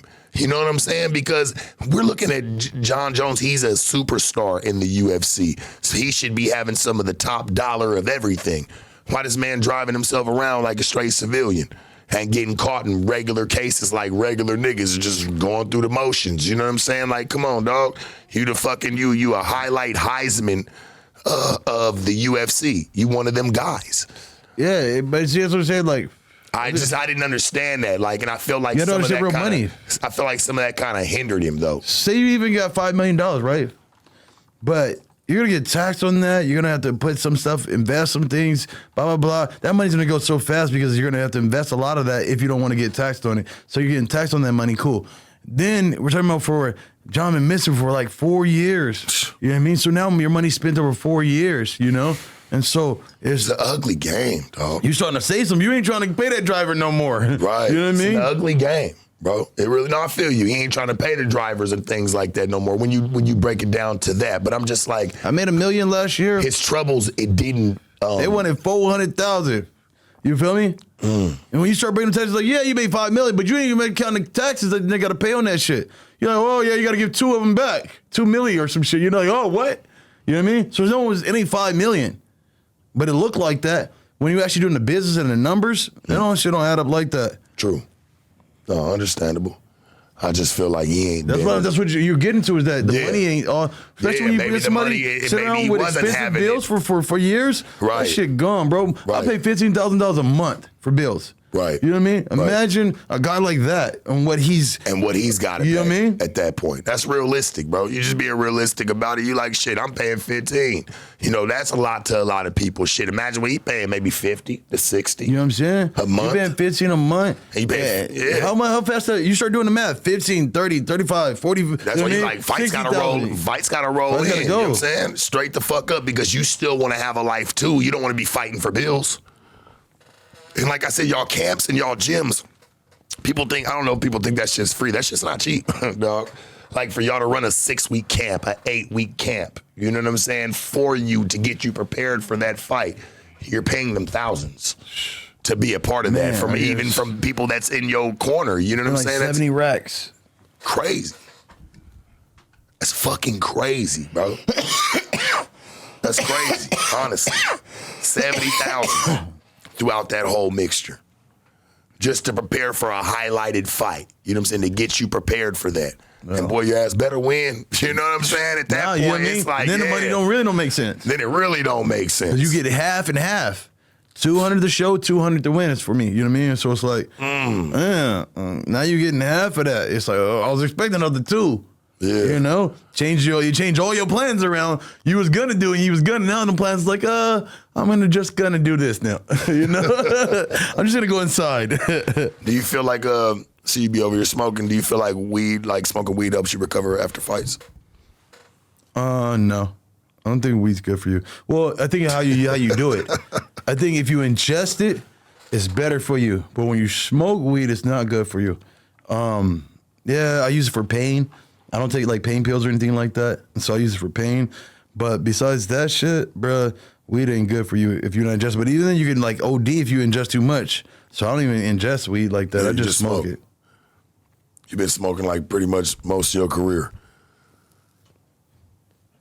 And whooping shit out. You don't feel like it fucks with your lungs a little bit? Like when you get in, you don't ever feel a little winded? No, because when I actually take a fight, I'm serious. Today is the last day I'm supposed to be smoking. I only did this shit for your show. I'm like, man, I was supposed to put your show last week and be done last week. Be done. And be done. I keep yelling at my manager, like, hey, we're done with this shit. We're shutting down. It's fight camp. No smoking, no plan, no, let's go, you know? But it's like, I got fucking one more interview. Fuck, I got to do this last interview and make sure I go in with this one, you know? Yeah. I want to ask you, man, shit, you did some time in the pen, right? Did a little bit of time in jail? Jail. Yeah. I want to ask you, man, about that, like, was you having to get violent up in there? Tell me if your experiences up in there. Get down. I'm a good dude, bro. I don't be trying to do no bullshit. I'm team good.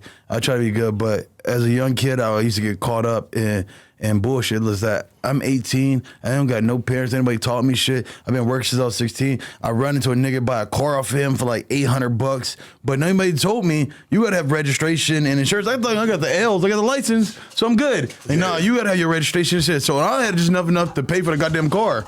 You know, so I get the car, but it's a lien on the car, and he didn't get it through some other body. He got it through somebody else, and so now I can't really register it in my name. So I'm riding around with a car that I didn't pay for, and I don't want to get back to a nigga because he ain't got the money no more. You know what I'm saying? So I'm riding with a car dirty, and that's sure I'm catching little a registration ticket. You know what I mean? And that's sure I'm still driving now. There's driving on suspended license now, and it started racking up. So I got like 5 driving on suspended license, and I went to jail for 90 days. So go for 90 days. I'm going to jail. And I go inside, and to me, it reminded me of summer camp. I've been in foster care all my life. Right. So you kind of, you equipped for that type of stay. Remember, a bunch of badass kids playing everywhere, just loud, just running around, a bunch of badass. I was like, oh, shit, you know what I mean? This is summer camp. So I go in there and shit. First day in there, they start to tell me what the fucking rules is. Don't do this, don't do that. This the Mexicans toilets, this the white toilets, you know, ooh, okay. And then it's cool. So I'm kind of sitting around a little bit. I start working out. But that's the problem right there when I start working out. I start working out, these niggas doing burpees, push-ups. They look over at me, I'm over there like punching and shit, kicking in there. They're like, who the fuck is this nigga? Yeah, you know? they probably looking at you. Now, niggas like, okay, and you stand out like a sore thumb. When you stand out like that in jail, yes, signals. Signals. You know? And they either bad or they good. And the first one was good. The first one was like, oh, you fight or some shit? So I get somebody to fucking fuck with me. Somebody gonna ask you, like, what you But fight? then, there's a couple bad ones that come around there, and now I gotta line a nigga 2 up, you know what I mean? Like, yeah, they wanna kind of test me, like, man, you don't know no shit. All right, watch. Take him in the bathroom and show these niggas, you know?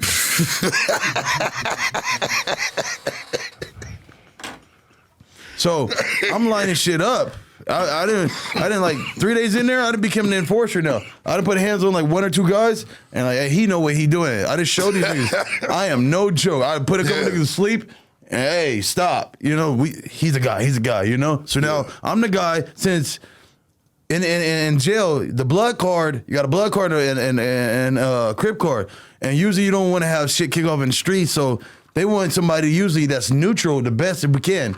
So we don't got to get a crib guy to be beating up on the blood, and then these niggas got problems in the streets and want to get out. And so if they get a neutral, it's the best situation. I'm a nigga that don't bang nothing. So they put me in there. They got me beating up everybody that they don't want to deal with. So shit, I've been in for like a week, and I've been in there for a week now. I've been chilling and shit. I'm getting used to this shit. It's general population. I'm kind of enjoying myself. You know what I mean? I'm kind of figuring out the life, playing dominoes and shit. I'm in there big programming, just programming. Yeah, that's all it is. Nigga, big but programming. see, my mind stays different. Like at that time, I'm already fighting. I've been on my own, been having money and doing my thing, fighting too, and I'm working. So now, but when I went to jail, I still had my money saved up. So I'm in there like, to me, it's a soup.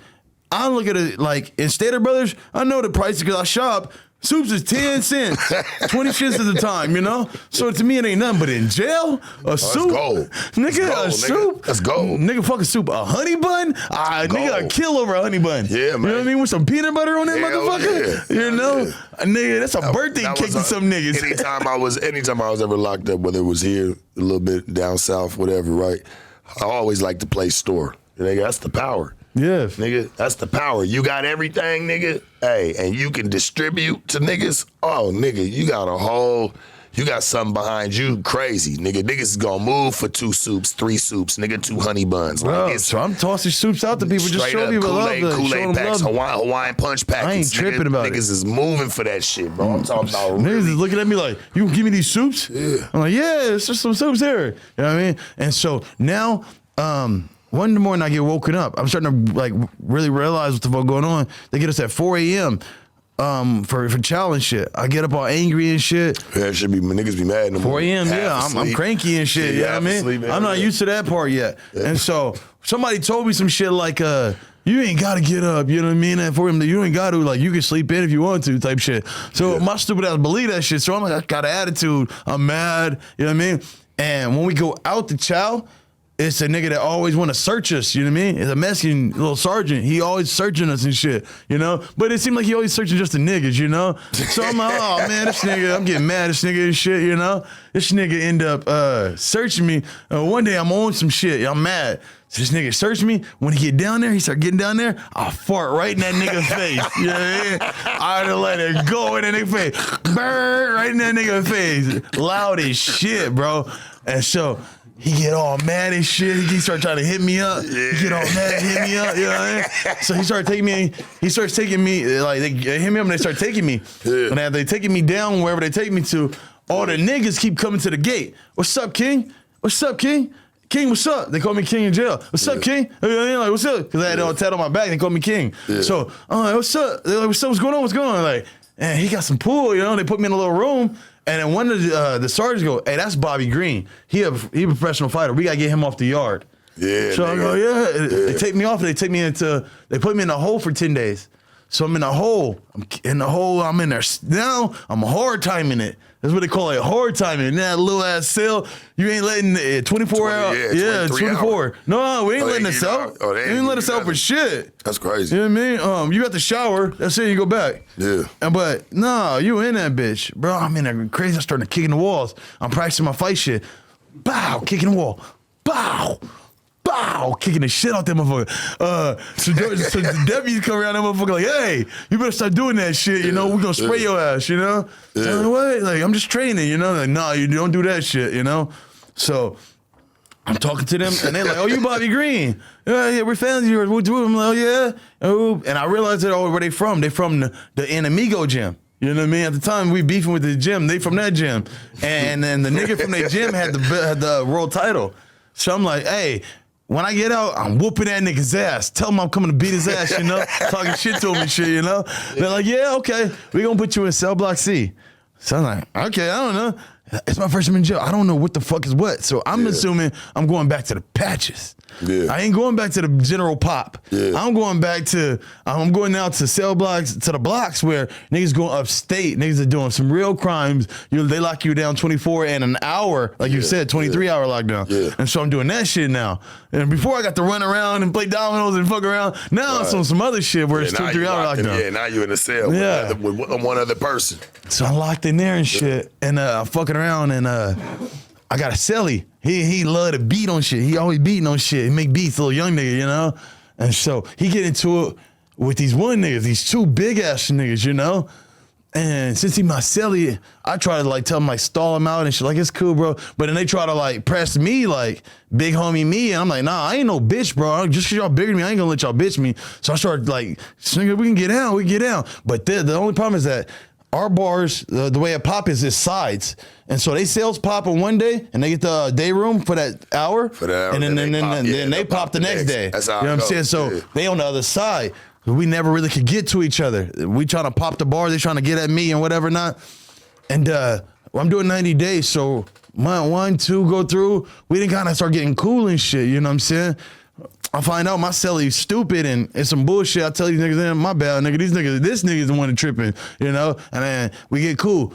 Well, anyway, one of them niggas from there, I left right before him.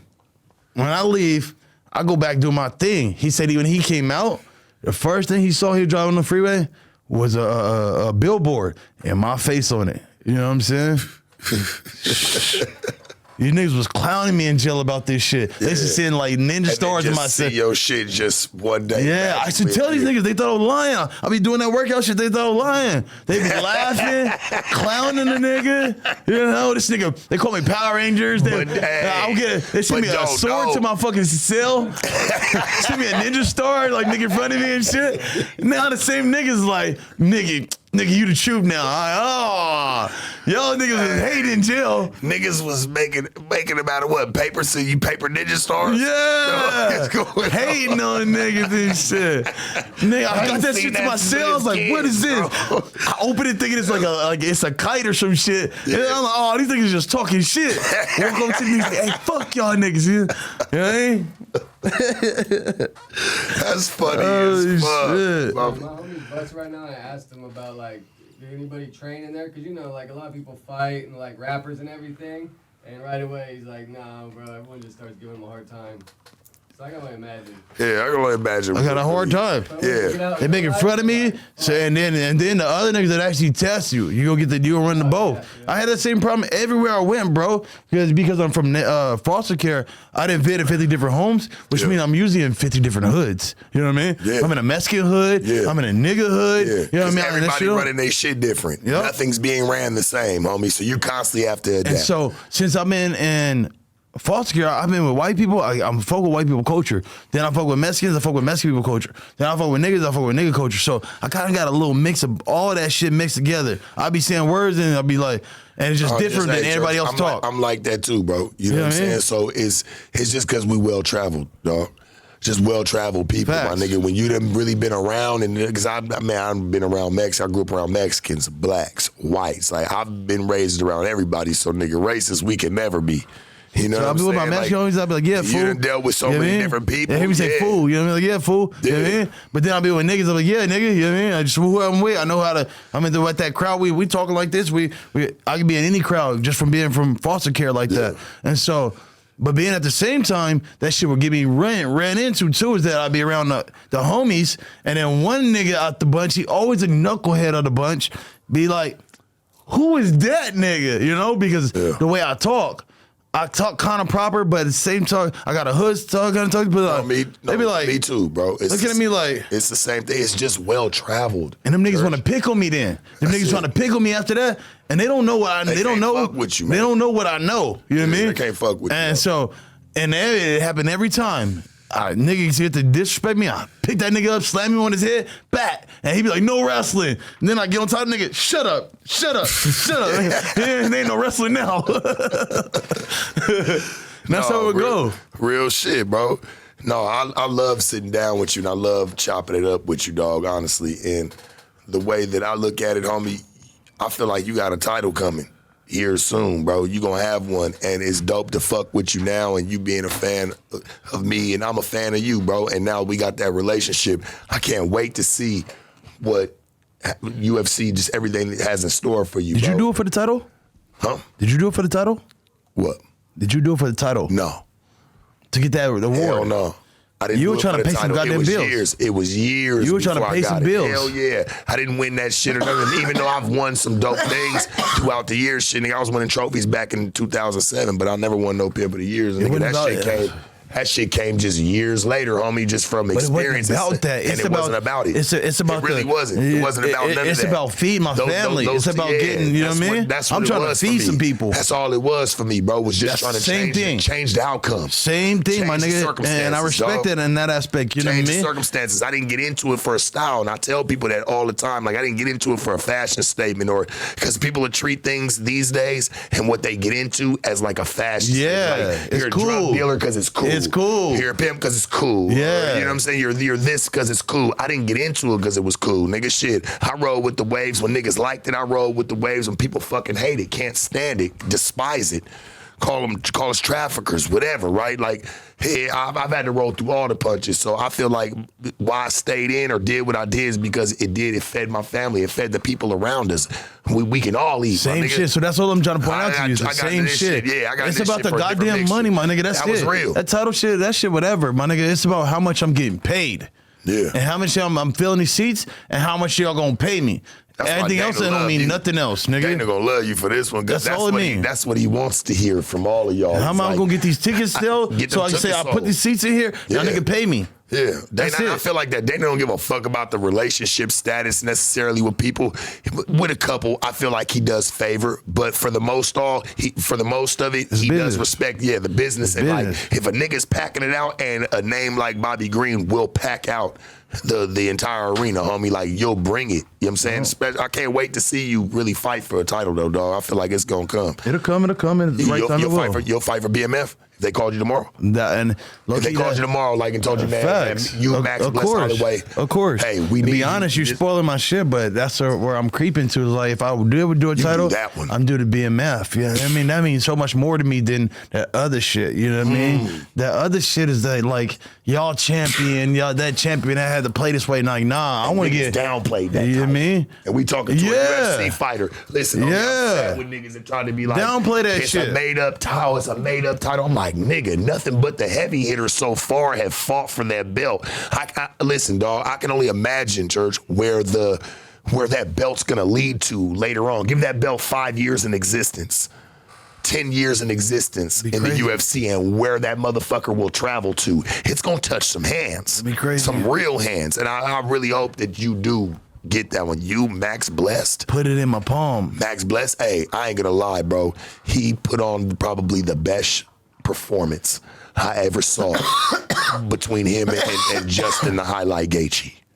He did that. I'm not gonna lie to you, bro. I feel like he put on the best show I've probably seen of him in a long time. You know what I'm saying? I thought he was gonna come light in the pockets, light hands. And when I saw him really, because Justin Gaethje's a fucking monster. He's an animal. Yeah. You know what I'm saying? He hits hard. He kicks hard. But one thing I noticed about that, and I asked myself too, Gaethje been rocked on a lot of his fights. I'm like, that's the only thing. Gaethje been rocked. I'm like, Max, can't Max rock him? Because everybody thinking, oh, he's a little 45, or now he putting on weight. He finna come with power.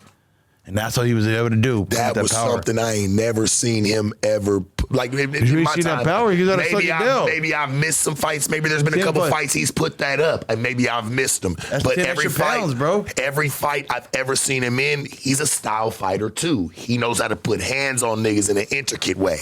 Like you said, it's never the same. Yeah. You know what I'm saying? The way he what moves you his understand hands. is that we could knock more guys out, but we have to take so much weight off that it takes some of that pop off. It takes some of that pop off. So so he's able to put that 10 pounds on, help him carry a little more of his pop. He looked amazing. So I'm like, is that that's the guy you would want to fight? Especially you definitely want to get down with Max Holloway. I have a crossing with him. Yeah, we gonna cross paths. You know what's so cold is because I really feel like Max won't turn that one down either. I think he'd like to fight you on that one, and I know you'd like to fight him.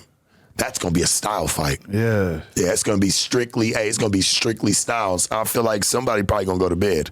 So Somebody's going to bed on that one, bro. I'm trying to roll a couple more off, and then I'm gonna get Max. I just said I had a list, and at the end of the list was Max. You didn't kind of spoil that, but I mean, we're just having a conversation. Nah. Genius minds. Genius minds.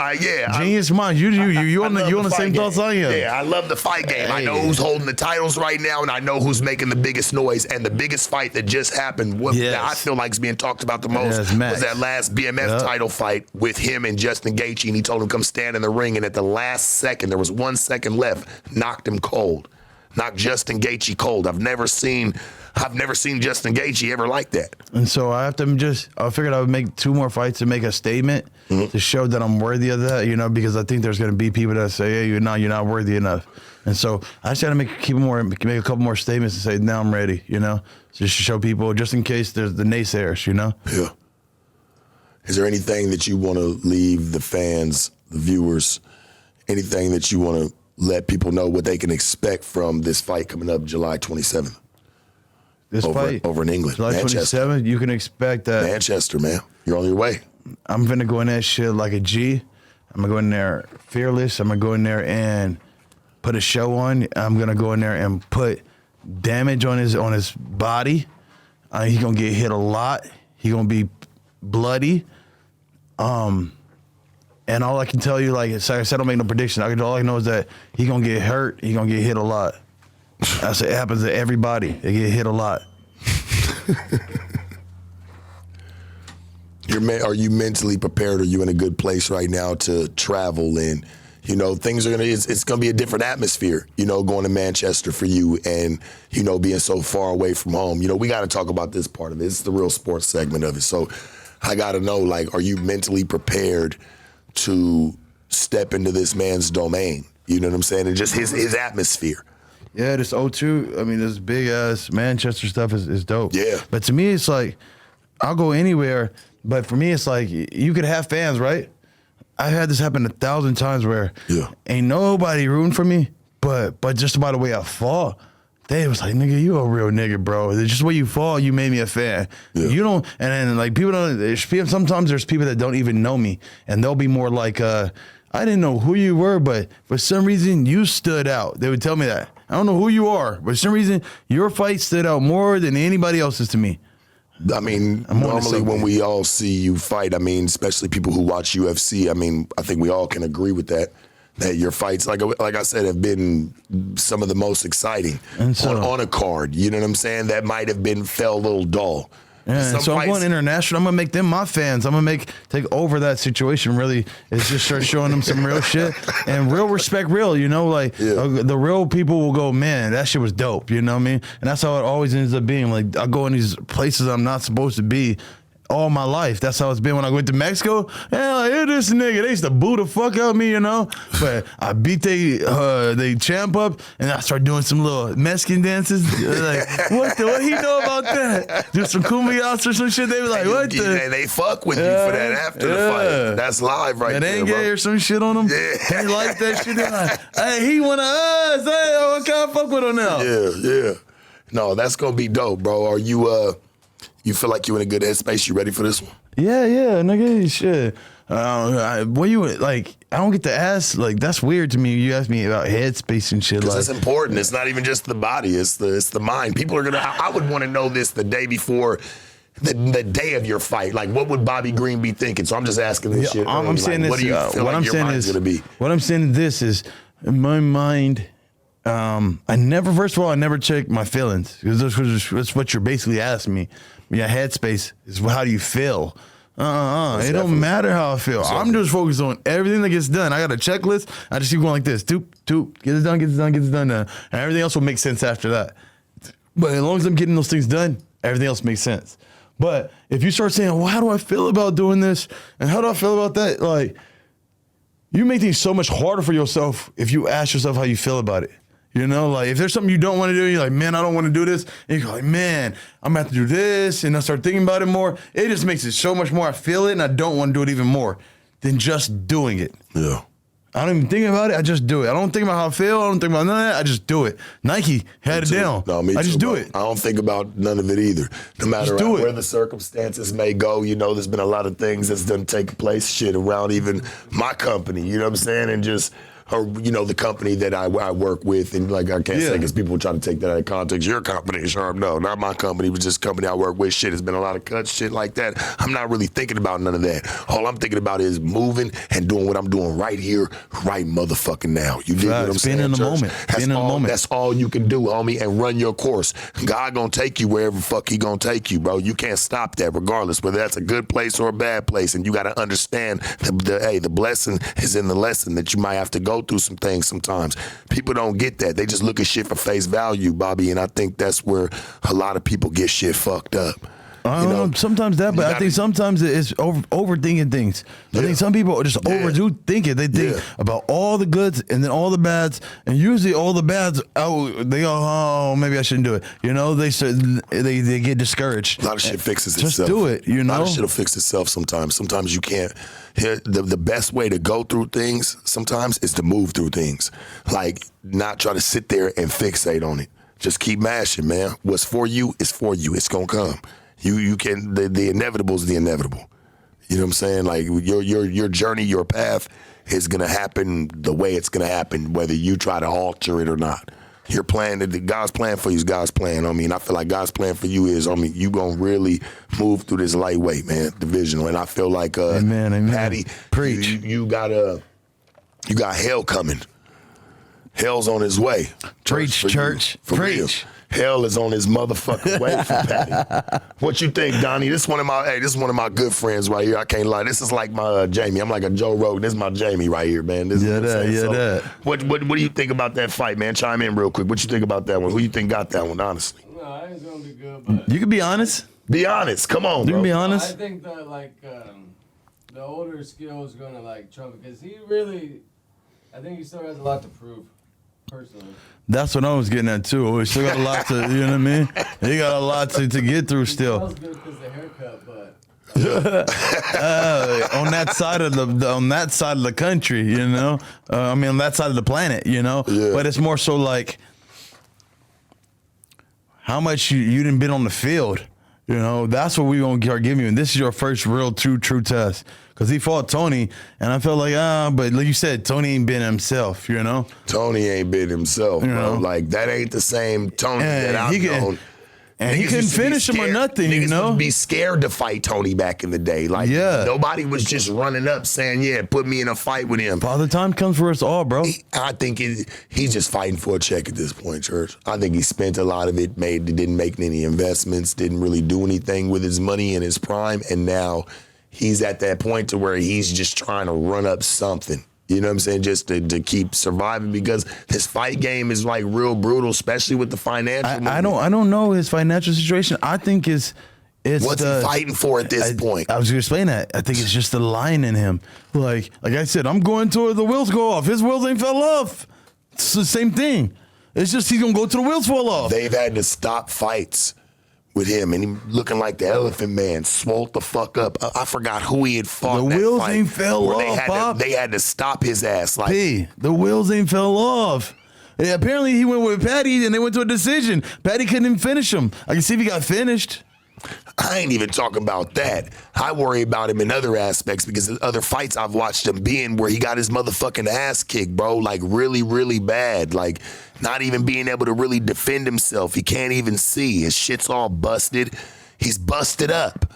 He's getting I thought he was going to retire after me, bro. When I beat him and I choked him out, I thought he was going to retire after that, but... And you know, at the same time, you choke the shit out of him. Like, he's going through these type of motions now. Now you're just inflicting pain on yourself. That's pain. To choke a man out, go through all this. Yes, pain but nigga, I signed up for this pain, and you would too. You stop. If I said I'll give you $500,000 to let me put to put some pain on you, you sign up for the pain too. So stop. But I'm just like, to sit there and get busted the fuck up. You're not even in your same self. Save your legacy some. Your legacy's got to mean something to you at this point. And I feel like Akakui, he really has, like, he was known as niggas didn't want to run up on him. People didn't want to fuck with him. Legacy, but everybody gonna need some money. Yeah, legacy sound great, but nigga, they ain't getting you paid. That's a bunch of niggas look at some shiny shit and some fucking counters, some cases, you know what I mean? Some Hall of Fame weird type shit, that's cool. But nigga, I gotta get some goddamn bills paid. Take your ass to commentating. Come on, bro. Let's be real, right? I think you think commentating gonna pay $15,000 a month, $15,000 a month? Look what Anthony Smith did. Hey, he's still fighting and getting his little shit. Fighting, no. But he ain't been that active. He just won his last fight, bro. But he didn't. Anthony, my dog, bro. Anthony still be fighting. Anthony, he still be fighting. He just won his last one. Bro, he stay fighting too. But like I said, he might have took a little break or two because why? He's at the pinnacle where 1-2 fights, these fights were a title. So now you have to be picky and choosy with how that moves more. So when he was the Anthony, I know he would fight all the time, a lot more, But now he took the desk job and doing that calls for work too. I think he's great at it. Yeah, I think it's dope. I think it's dope. I really thought he was retiring, like he wasn't really going to hop back in the ring, but I see that he's touching both sides, and that's dope because he's in the ring and then he's outside spectating on it and like really giving his 2 cents to it to where I feel like you can really respect it. I feel like there's a job for a lot of y'all after this shit for that. He's got talent, bro. Don't beat yourself up past its means is what I'm saying because you got to protect your health. Yeah, eventually you do have to retire. Of course. You don't stay in it forever. Preserving your self, you just have a self-preserve about yourself and preserve yourself in the right way. I feel like that's sacred. You have to have that, Bobby. Yes. You can't just and no. Yes and no. There's this other thing too that maybe I think you're maybe not taking into consideration is some of us we're warriors and we're gonna die warriors. Yeah. And I wouldn't want to be any other way. And so I don't know what else I'm gonna do. Be honest, I probably think I'm gonna smoke myself to death and I'd die from some fucking lung or heart fucking crazy shit if I didn't have fighting. And so fighting is the only thing that can and keeps me from being a fuckhead and smoking too much weed. And so it's my saving grace. And now you tell my saving grace to stop. Then I'm going to kill myself, basically, in other words, with other things I'm doing, And so I would say keep going until the wheels fall off for those reasons. Like Muhammad Ali went till the wheels fall off. And I get it. Like, don't do that way where now you don't get to reap your benefits. But I didn't get in this bitch to reap my benefits. I get it for my kids and all my people and everybody else to be taken care of. That's cool, but I'm going to do what I love. I'm going to die a warrior, and it's okay. But I would like to leave before I lose my wits, but I'm saying the aspect for some guys like Tony and Muhammad, fuck else we got? Even Nate. And I love Nate Diaz, and I'll chime in on him really quick. That dude used to, is speaking, like the way of speaking back when he first came into the house and he was doing like the shit back, like predated.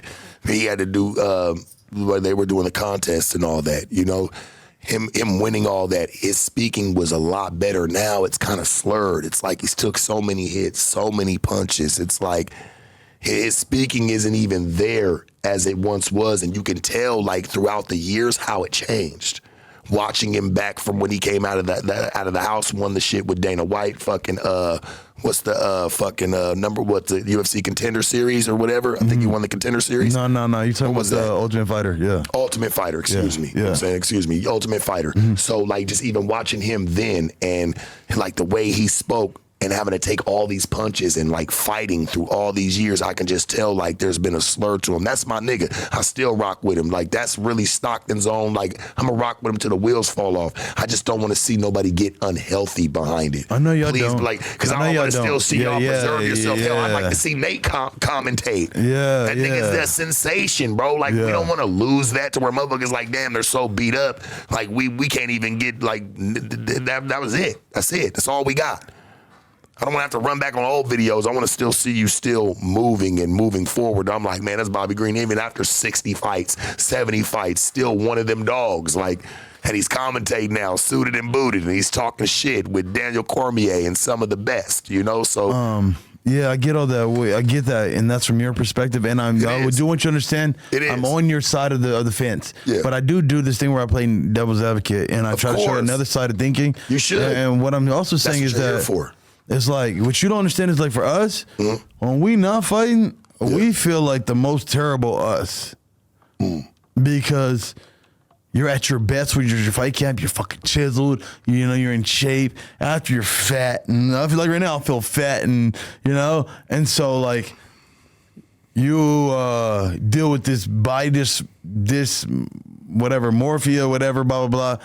And how you interact with people and stuff when the light is on you and when it's not on you. And so these are all different things that we all strive for as human beings, is to be important. And so some people don't want to give that importance up, you know, and the other train of thought is, wouldn't you want me to chase it until, you know, like, even if I lost my mind, I don't feel shit now. My mind ain't there no more. I had fun while I had fun. Now I'm just a stupid vegetable, and it's like, cool, he ain't there no more, but he enjoyed his time when he was here. I mean, I know you feel for me from the outside, like, fuck, I wish he could be like. Because I would still want to enjoy it with you. Yeah. Like, it'd be like, man, run back on them times. Like, remember this shit? You like, hell yeah, that shit was crazy right there. That was some dope shit. Not to where you're like, remember the fight, you remember your name. Great. You forget your name at times. You know what I'm saying? Yeah, that's a picture moment. But a nigga got to go home and live a life, and you know that's cool. But that ain't niggas. Sometimes niggas still like, because niggas been conquerors all their lives. No, I'm not a conqueror no more. Like, I conquered this shit when I was wrestling. I was breaking records and doing stuff like that. Then I came to fight shit. I was smashing shit in the fight world. You know what I mean? And so you're doing these different things, and now you're like, you want me to just like stop? Like, I don't know. It's like, I'm a conqueror. I don't feel like once you lose that, you die. Right. You know, you die at heart. And so you might say have a good time for your picture, but then I got to go home and I'm like, nigga, I'm so bored. I don't know what to do with myself. I've had sex with my girl 30,000 times. It's old. You know, it's like, all right, what do you do? That's the one thing that keeps you alive still. I tell my homie now, say, if I didn't have fighting, thank God, because like, I'll be fat and out of shape, you know? You think you'd be doing OnlyFans or something? Hell nah, I'll be fat and out of shape. A lot of people convert to it, man. They run to it, they be like, fuck, I can't do that else. I didn't know niggas could do that. Shit, you got some type of popularity, motherfuckers gonna want to see somewhere down the line, dog. I didn't know niggas could do that. No, I thought OnlyFans was for girls. Oh no, there's niggas with full-blown OnlyFans. Yeah. Fucking hella bitches. Shit, I don't know. I ain't never been on OnlyFans. You'd be surprised. Oh, there's a bag over there too. You wanted to touch a different sport, huh? Sure. Fuck that shit, homie. You're doing good in the fight game, homie, and I just really hope that you just keep just preserve yourself. Just make sure I got you it, bro. stay healthy. Yeah, I got it, bro. Trust me. I'm on that side for my family and for my kids. All and stuff jokes like aside, that. You know what I mean? Yeah, man. Yeah, I just use another train of thought. Like, I would like to get out this shit with your smarts and all those different things. Yeah. But at the same time, I'm just like, fuck, bro. What am I gonna do? Like, that gets me that same type of, you know, fulfillment. What do you do next? A lot of people, once they get off that horse, they become alcoholics. They become drunks. They become dope addicted and shit like that. And so it's like, because they're chasing that high still, chasing that feeling of worth, feeling of dopamine and blah blah blah. Yeah, I ain't gonna lie. I'm coming for Ariel Hawani's spot. I'm coming for it. You know what I'm saying? I'm calling it early. I get more like just even all jokes aside, just to at least you're not as nerdy. You know? Yeah, I'm not. No. And I love the game. You know what I'm saying? I love the fight game shit, man. I love what you guys do and because it's a hell of a sport. It's probably one of the most toughest sports that you can be in today is into MMA. You know, from Bellator all the way up to UFC. You know what I'm saying? Like, shit, bro. It's a rough sport. So I give you your roses, bro, for putting on dope shows for us and like putting your body to the test for that. A lot of people don't really respect it. They just pay their money to go see a fight. They don't really see what a person puts themselves through to make sure that they can come there and perform at a high level. Mm-hmm. You know, so I really Can I ask you a question? Yeah. Is that something on there? You told me something. You said, I know something about you that you think I don't know or something. Is that something on that paper? No. It's not? No. I wouldn't put that out. No? It's not for everybody. No? No. Oh, shit. I've been thinking about this since you said it. I'm like, man, It's not for everybody. But I knew you'd bite to the moment. I was like, all right, either this nigga suckered me in, oh, this nigga crack one of my bitches. Hey man, you know what I mean? Hey man, listen to me. I might have been retired, but I still use my game in certain aspects.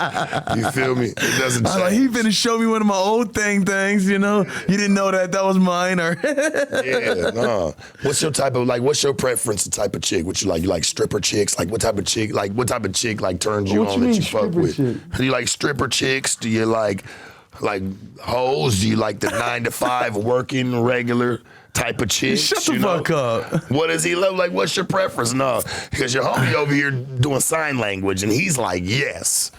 So I'm just trying to ask, like, for a UFC. Nah, he talking about some other shit. It's like, nah, it's like I'm a person wherever I'm around type of thing. Whoever I'm around, like, and shit. And so What's your I used to work at a strip club for a few years. What's you know? the odds? And so I've had some run-ins.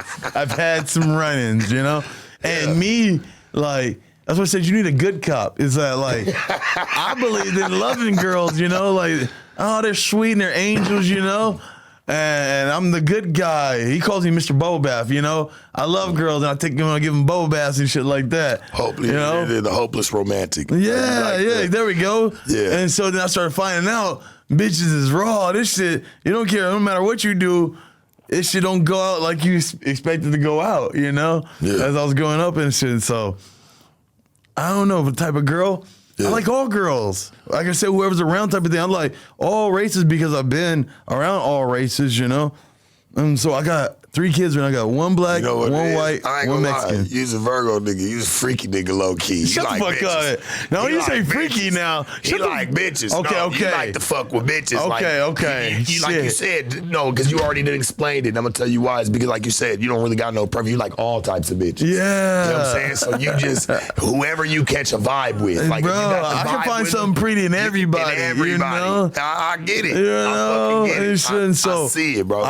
Because I've been in foster care and I've been around so many different places that you just see so much different stuff that like when you have to get stuck with certain people. Yeah, because when you have to get put in a situation with people where you have no choice but to come together, you learn a lot about a person, and you have no choice but to like something about them. If you spend time alone, you can hate a motherfucker. You spend time with him enough, your enemy can become your friend. Yeah. You know what I'm saying? You spend time with them enough, and like where it forces y'all to have to like work together and do certain shit, like it can really turn your enemy to friend, dog. If you have to come together and work together, you'll find a common ground. So I was saying earlier, like, same thing. I got a black baby mama, I got a white baby mama, and I got a Mexican baby mama. You know, and so I like all colors and stuff. And like some niggas be trying to like my family sometimes would, like try to diss me and shit. Like a palette. Yeah, I got all colors, you know. Like but a then, palette. since my family black, they be like, "Man, you be dating these white girls, you be dating these girls to be mad," you know. And I like black girls too, you know. I do too. But I love them. Most black girls that I like the 6 foot nigga, you know what I mean, the athlete, the whoop-de-whoop rapper, you know. And so it'd be like, okay, they ain't just say they type like that, you know what I mean. And so. If I bump into them, most of for some reason the white girls and the Mexican girls like me, and so they'll get on me, and then you'll be one of those guys that he only date the white girls and the Mexican girls. Like nah, those ones only be hopping at me, and the ones that I'm trying to get over here, them the ones don't be jumping. So it be what it be. Yeah, it's love. Yeah, well I ain't gonna lie. They got me. I got a new job, a new position here, where I got to recruit people for Plug Talk. So man, shit, we gonna get you on Plug Talk. We gonna get them going right. What's Plug Talk? Huh? You never heard of Plug Talk? I think is that some fucking shit? Yeah, hey, man. That's some fucking shit? You never know, you never know. Oh, shit. Hey, it's just another podcast, buddy. Shit. You know? Like, hold on, whip your dick out. Like, hold on, what? I'm just fucking with you, man. I'm just joking. I appreciate you for real. You my nigga, bro. Like a real good dude. Real solid. Oh, yeah, man. You always, always, bro. And me and you, we gonna stay in touch. We gonna definitely do something after the Paddy fight. Yeah. I'm definitely gotta y'all sit pull down, up to one of the whatever. fights. I'm definitely gonna come to your fights, yeah. man. I appreciate the tickets for all that. Like, what we gonna do is, I definitely want you in here after that fight. Because I know people gonna want to hear from you because you talk more shit than a little bit. So whether you win or lose, nigga, you got to show up. Oh shit! Then I gotta come back here and set on my words. You gotta stand on your words. Yeah. So whatever I said is whatever I said. Whatever you said was whatever I said. Same thing for Paddy. I mean, shit. Paddy just went on a rant a day ago. So it's crazy to get you in here the next day, and shit, we're gonna drop this one immediately. It's got to get out there. What did I say? I don't know if I said nothing crazy, but if I did, but we have to rewind it and remind me what I said. I think you made sense through a lot of it. Okay. Yeah, that. We're gonna rewind it, man. It's gonna be a one-take Jake. I appreciate you, church. That's what's up. For real, man. Church. Bobby, Yeah. I gotta do that fuck one. with you. Hey, you know I fuck with you, man. You know we gonna come to your fights. Hey, man. July 27th. Hey, man. Manchester, going England. down. It's going down. Everybody get ready, man. Get your tickets. I already know the gates are gonna be sold the fuck out. It's gonna be something crazy. That atmosphere. I don't think there's I don't think there's a UFC, like any UFC joint, like a big one where they counted $298, $299, anything that don't sell out, dog. All these. So anybody that's on this card made it on this card for a fucking reason. And Bobby, you being on that card, and shit, you've been on many other ones. I think it's just gonna keep putting you in a higher light, church. Hey, don't blink, don't wink, because this should be over before you think. Let's go. Hey, man. Bobby Green, ladies and gentlemen. The Sharp Tank, no jumper. Sharpest, coolest podcast and shit. Sports podcast now in the world. Yeah, we in the sports now. In the world. Hey, Donnie, shoot us out the motherfucking gym. Now, fuck that. Put us in a darts choke.